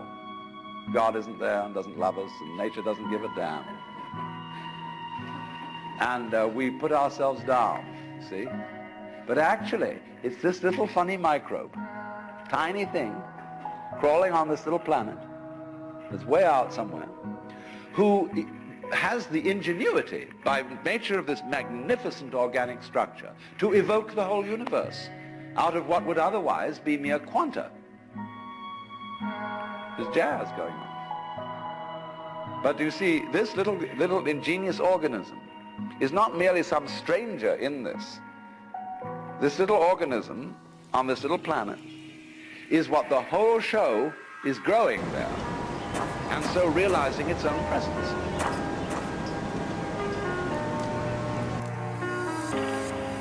If this is the state of affairs, which is so, and if the consciousness state you're in at this moment is the same thing as what we might call the divine state, if you do anything to make it different, it shows you don't understand that it's so.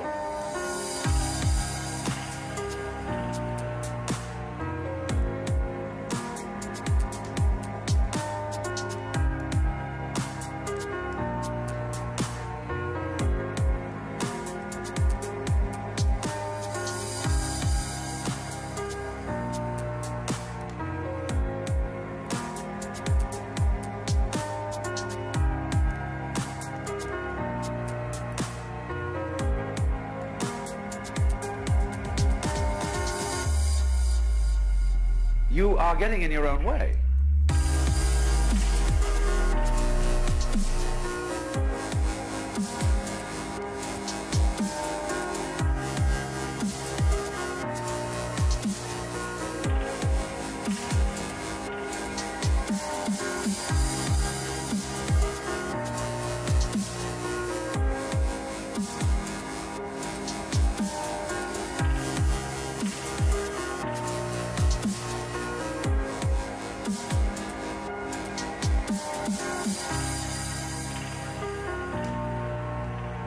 The Buddha said, we suffer because we desire.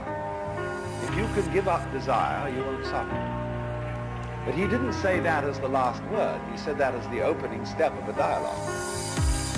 Because if you say that to someone, they're going to come back after a while and say, yes, but I'm now desiring not to desire. And so the Buddha will answer, well, at last you're beginning to understand the point. Because you can't give up desire. Why would you try to do that? It's already desire.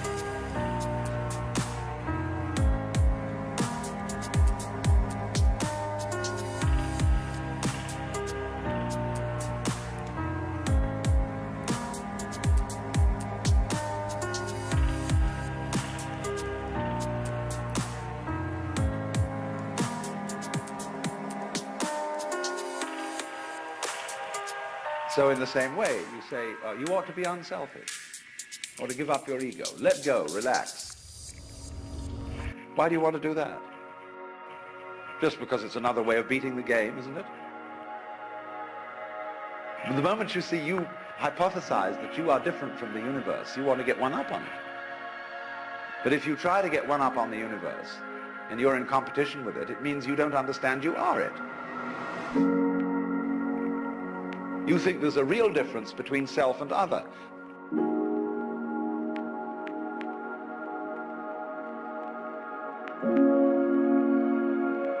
But self, what you call yourself and what you call other, are mutually necessary to each other, like back and front. They're really one.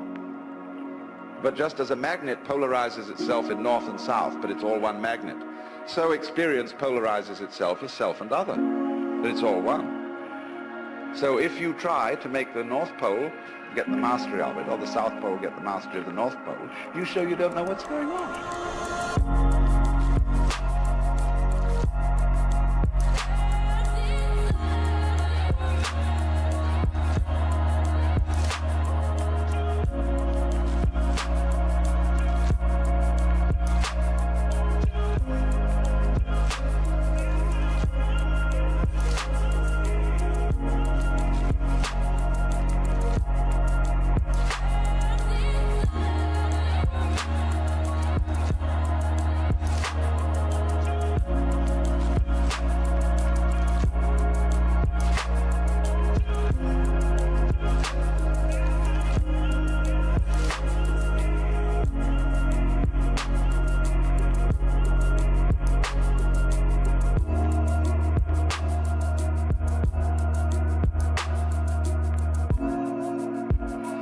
a guru or teacher who wants to get this across to somebody because he knows it himself. And when you know it, you like others to see it too. So what he does is he gets you into being ridiculous. In other words, if you are in a contest with the universe, he's going to stir up that contest until it becomes ridiculous. And so he sets you such tasks as saying, now of course, in order to be a true person, you must give up yourself. Be unselfish. So the Lord steps down out of heaven and says, the first and great commandment is, thou shalt love the Lord thy God. You must love me. Well, that's a double bind.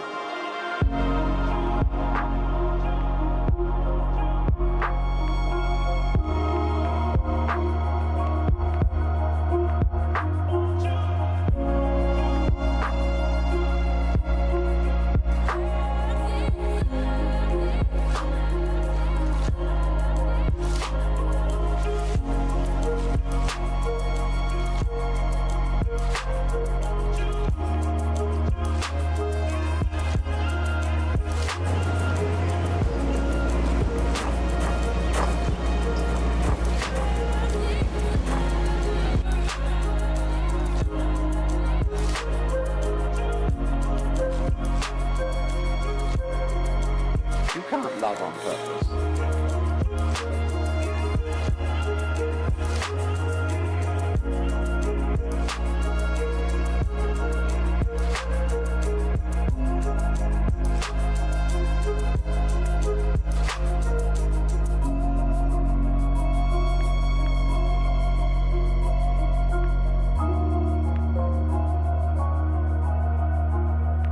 You can't be sincere purposely.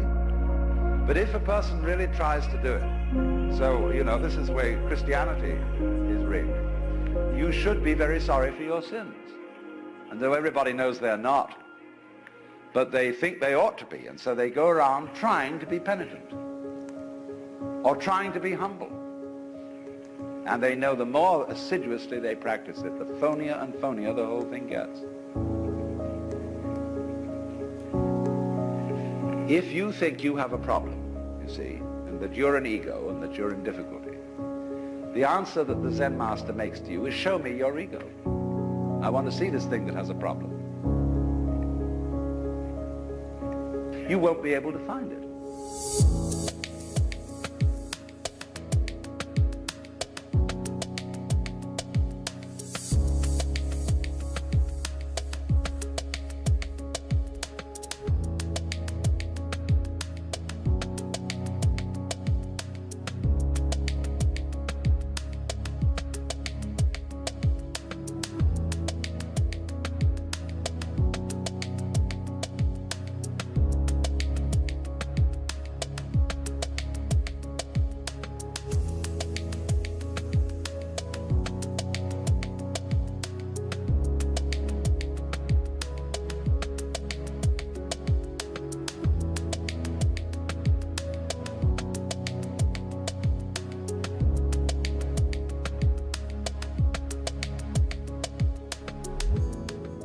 The only way you'll know it isn't there is if you look for it hard enough to find out that it isn't there. And so everybody says, all right, find out who you are. Because the harder you look, you won't be able to find it. And then you'll realize that it isn't there at all. There isn't a separate you. Your mind is what there is. Everything.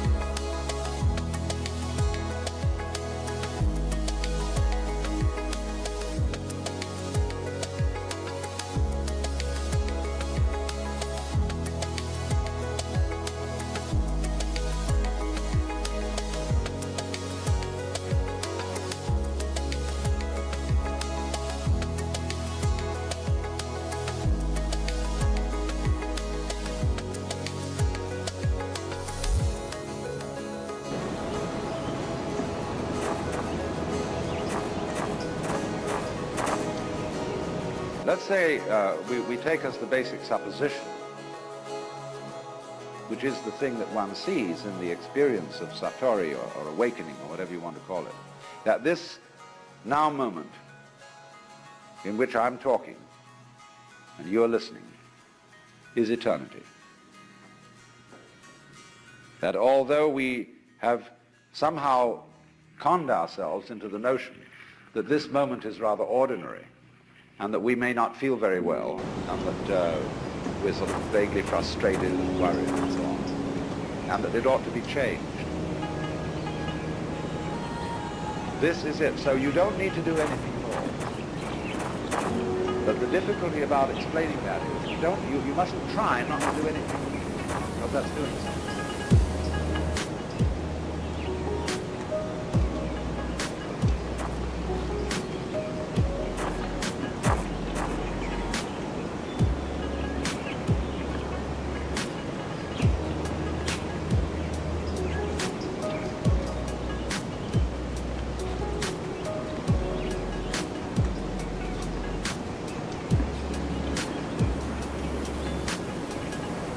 That's why Zen teachers use shock treatment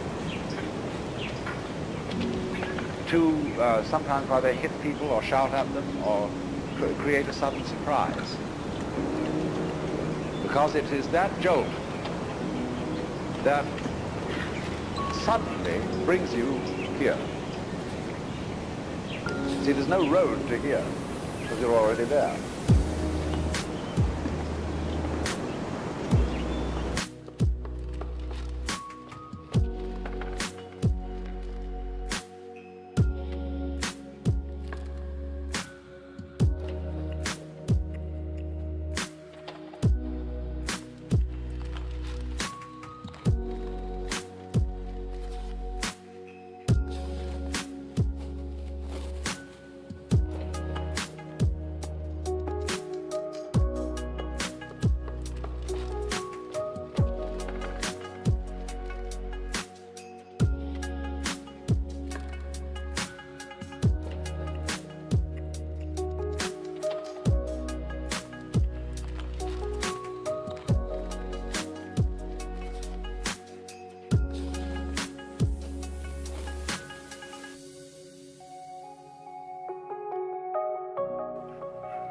And if you ask me, how am I going to get here?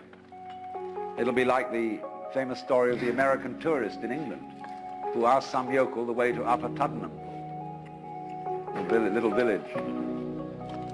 The yokel scratched his head and he said, "Well, sir, I do know where it is, but if I were you, I wouldn't start from here."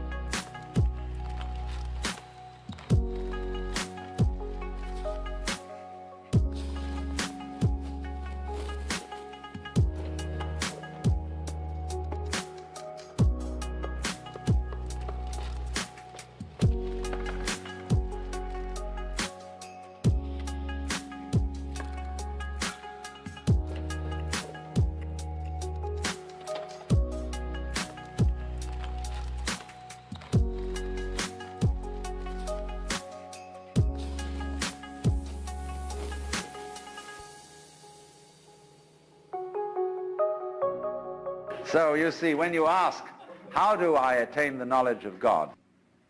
How do I attain nirvana, liberation? All I can say is it's the wrong question. Why do you want to attain it? Because the very fact that you're wanting to attain it is the only thing that prevents you from getting there. You already have it. But of course, it's up to you. It's your privilege to pretend that you don't. That's your game. That's your life game. That's what makes you think you're an ego.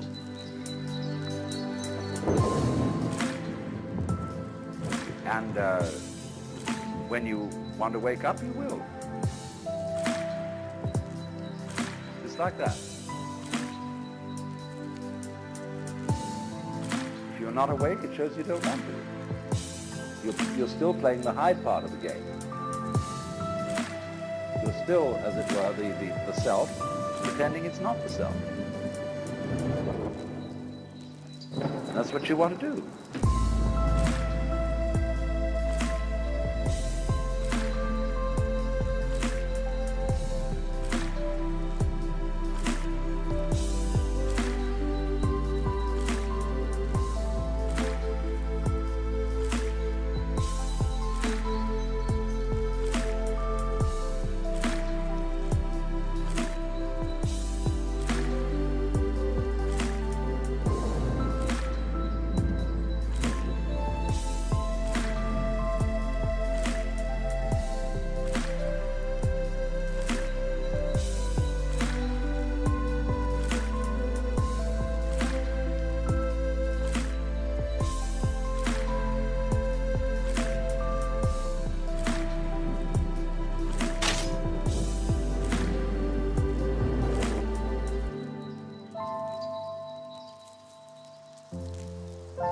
So you see, in that way too, you're already there.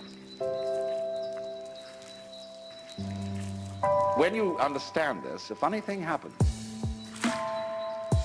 And some people misinterpret it.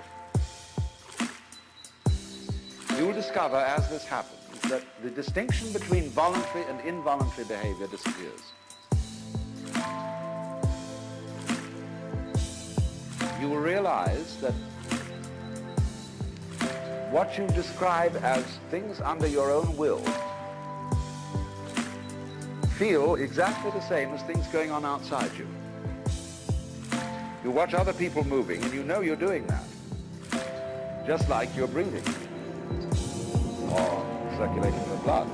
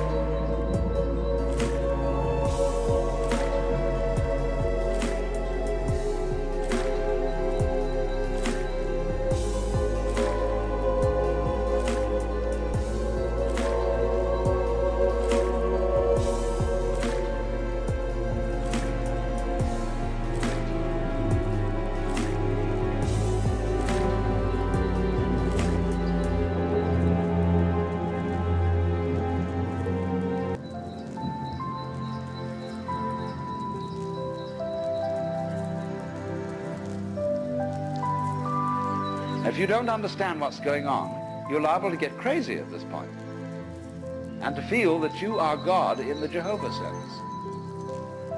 To say that you actually have power over other people so that you could alter what they're doing,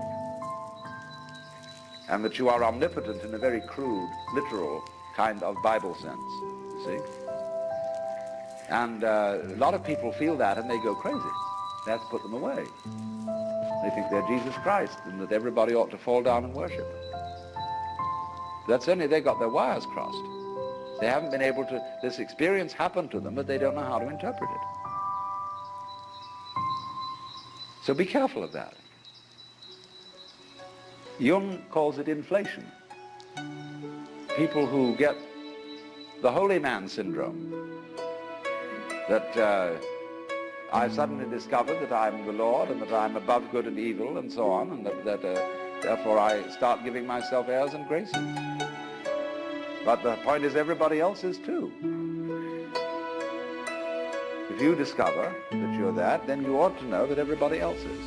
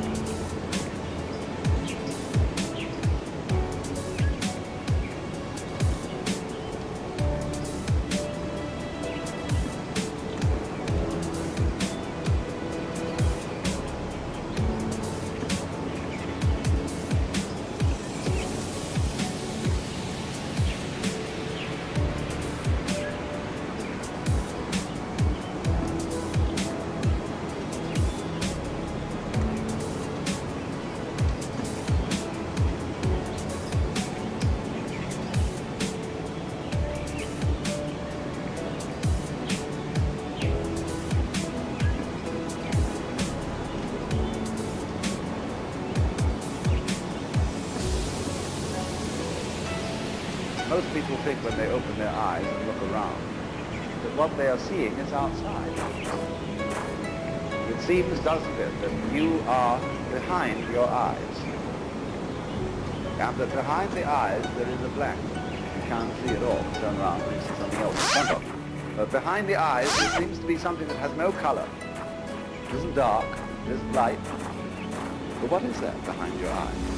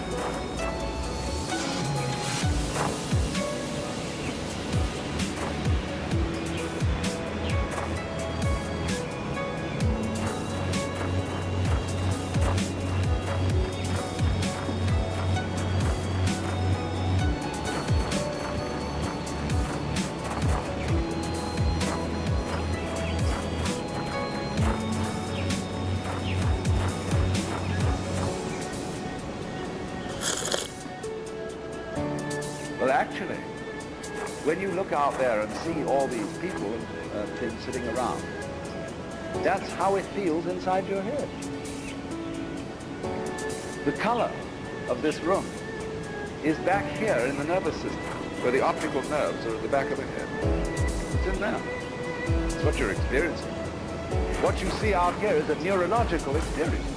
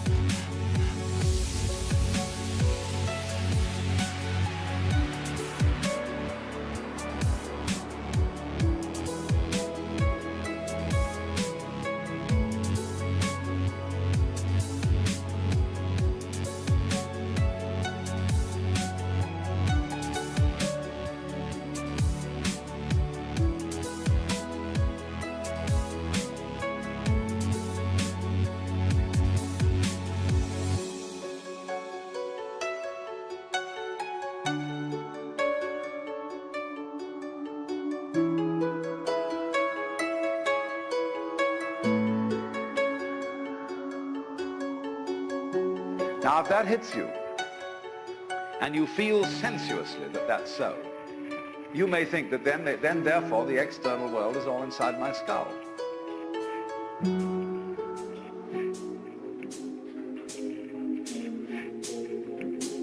But you've got to correct that with the thought that your skull is also in the external world. So you suddenly begin to feel, well, wow, what a kind of a situation is this? It's inside me, and I'm inside it, and it's inside me, and I'm inside it. But that's the way it is.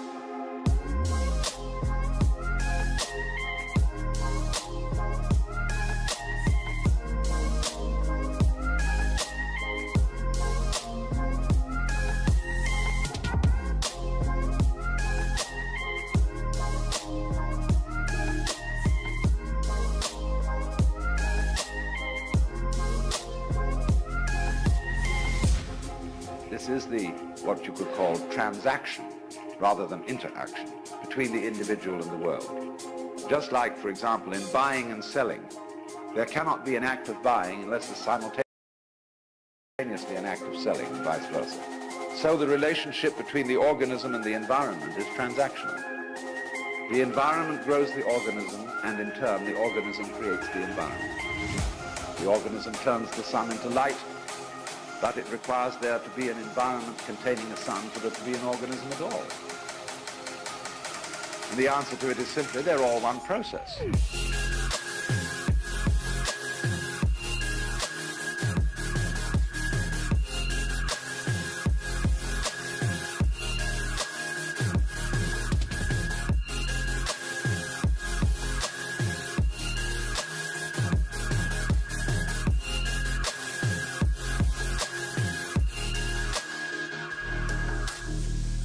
It isn't that organisms by chance came into this world. Put it rather that this world is the sort of environment which grows organisms. It was that way from the beginning. The organisms may, in time, have arrived in the seed later than the beginning of the seed. But from the moment it went bang at the beginning, that's the way it started. Organisms like us were involved in it.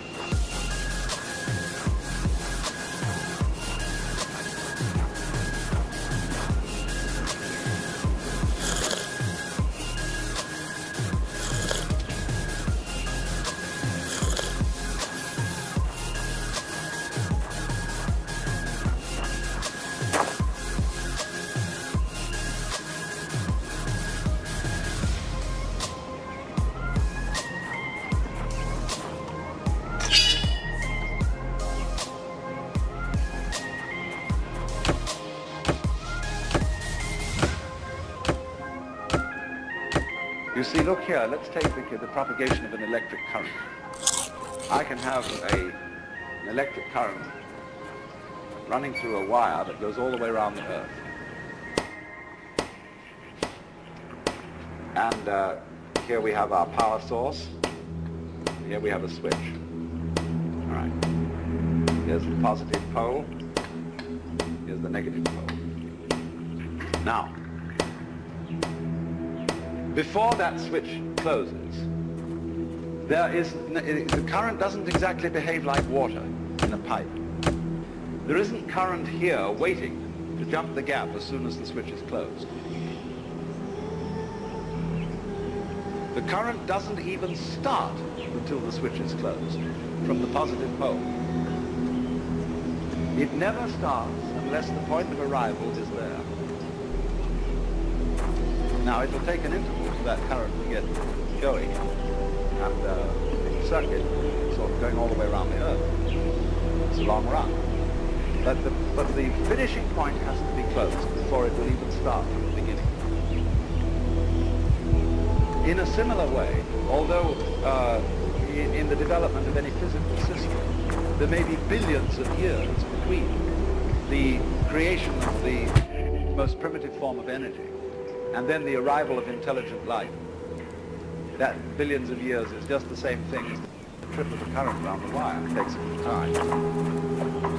But it's already implied. They all go together.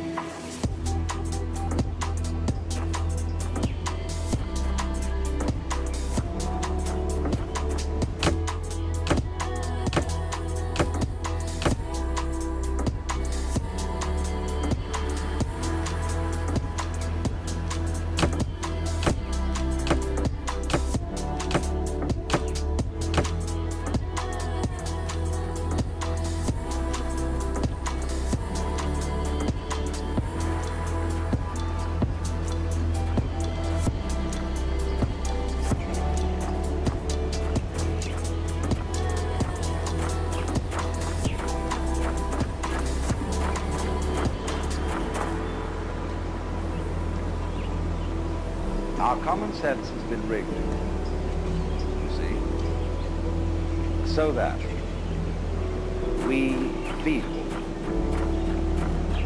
strangers, aliens in this world. And this is terribly plausible, simply because it's what we're used to. That's the only reason. But when you really start questioning, say, is that the way I have to assume life is? I know everybody does, but does that make it true? It doesn't necessarily. It ain't necessarily. And so then as you question this basic assumption that underlies our culture, you find you get a new kind of common sense. It becomes absolutely obvious to you that you are continuous with the universe. For example, people used to believe that the people who lived in the Antipodes would fall off. And that was scary. But then when somebody sailed around the world, and we all got used to it, and now we travel around in jet planes and everything, we have no problem about feeling that the Earth is globular. None whatever. We got used to it.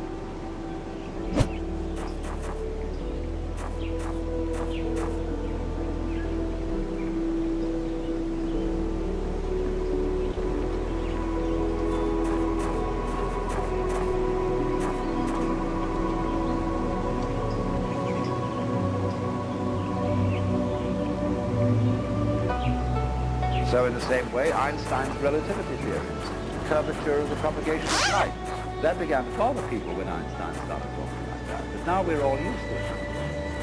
Well, in a few years, it will be a matter of common sense to very many people that they're one with the universe. It'll be so simple. And then maybe, if that happens, we shall be in a position to handle our technology with more sense. With love instead of with hate for our environment.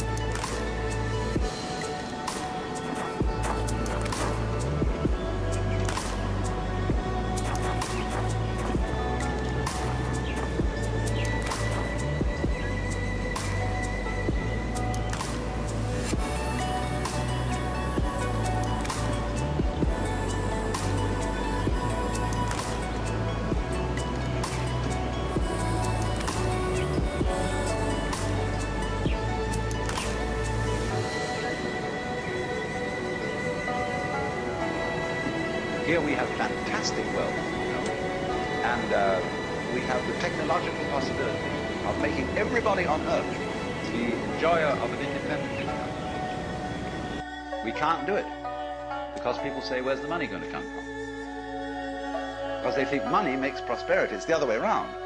It's physical prosperity which has money as a way of measuring it.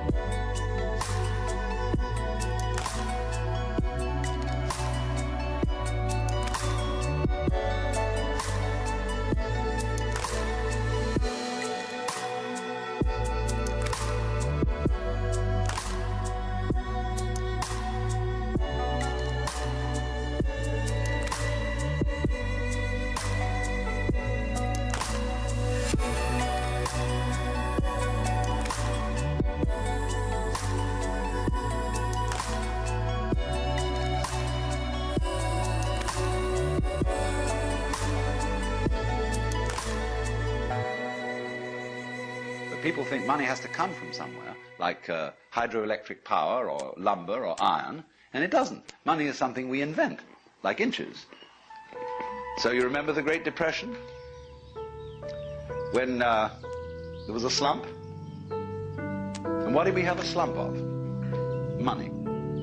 There was no less wealth, no less energy, no less raw materials than there were before, but it's like you came to work on building a house one day, and they said, sorry, you can't build this house today, no inches. What do you mean, no inches? Ah, just inches. We don't mean we got inches of lumber. Yes, we got inches of metal. We've even got tape measures. But there's a slump in inches as such, see? And people are that crazy.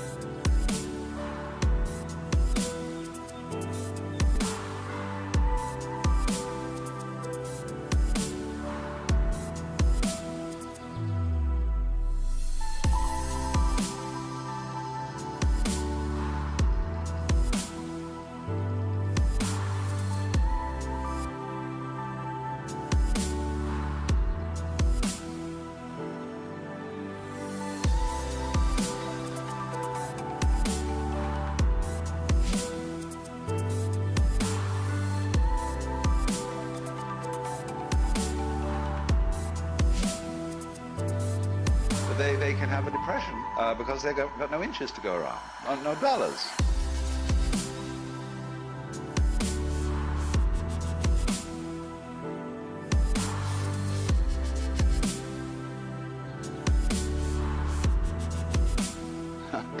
lot of nonsense.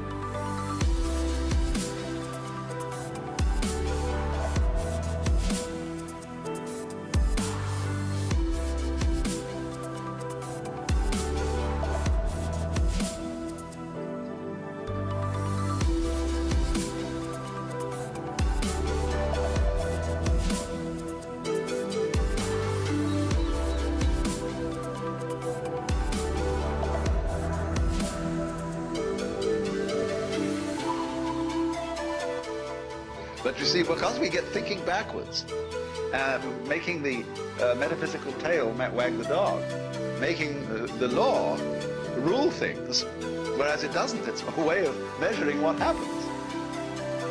And so you see, when you get into Buddhistic thought, you don't get that confusion. So you're looking at a system where, to go back to the Buddha's words, this arises, that becomes, which is a way of saying, you can't have this without that.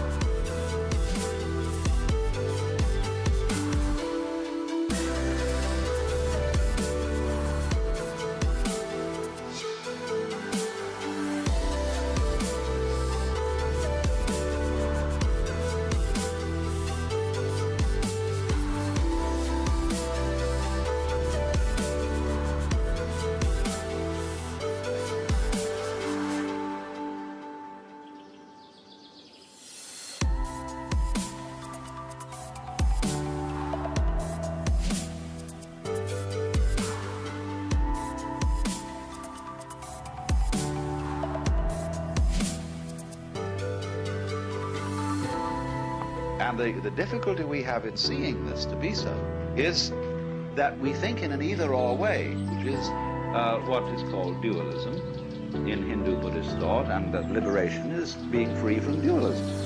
So when you think in an either-or way,